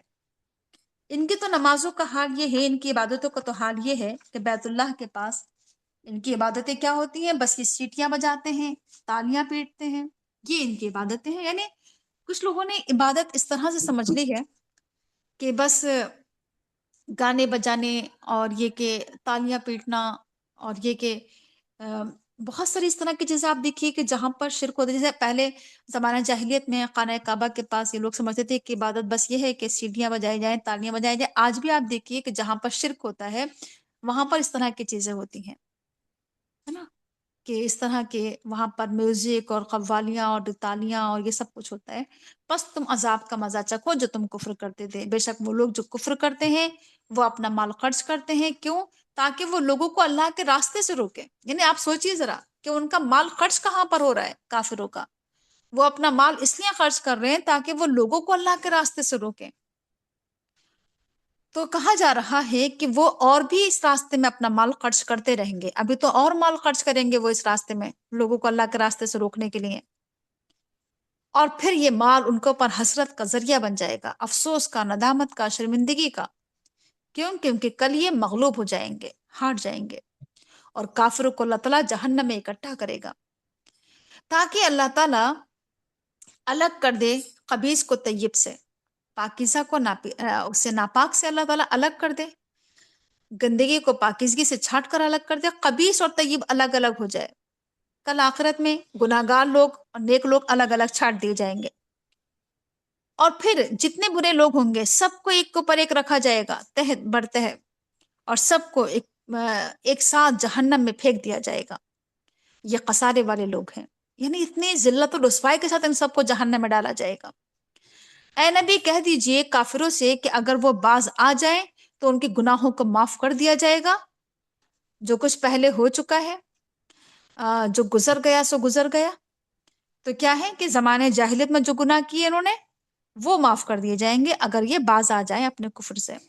لیکن اگر یہ دوبارہ پھر وہی کریں گے تو پھر اللہ کا طریقہ گزر چکا ہے. اور تم لوگوں سے جنگ کرو، جہاد کرو، اور کب تک کرو؟ جب تک کہ فتنہ ختم نہ ہو جائے. فتنے کو ختم کرنے کے لیے جنگ کرو لوگوں سے.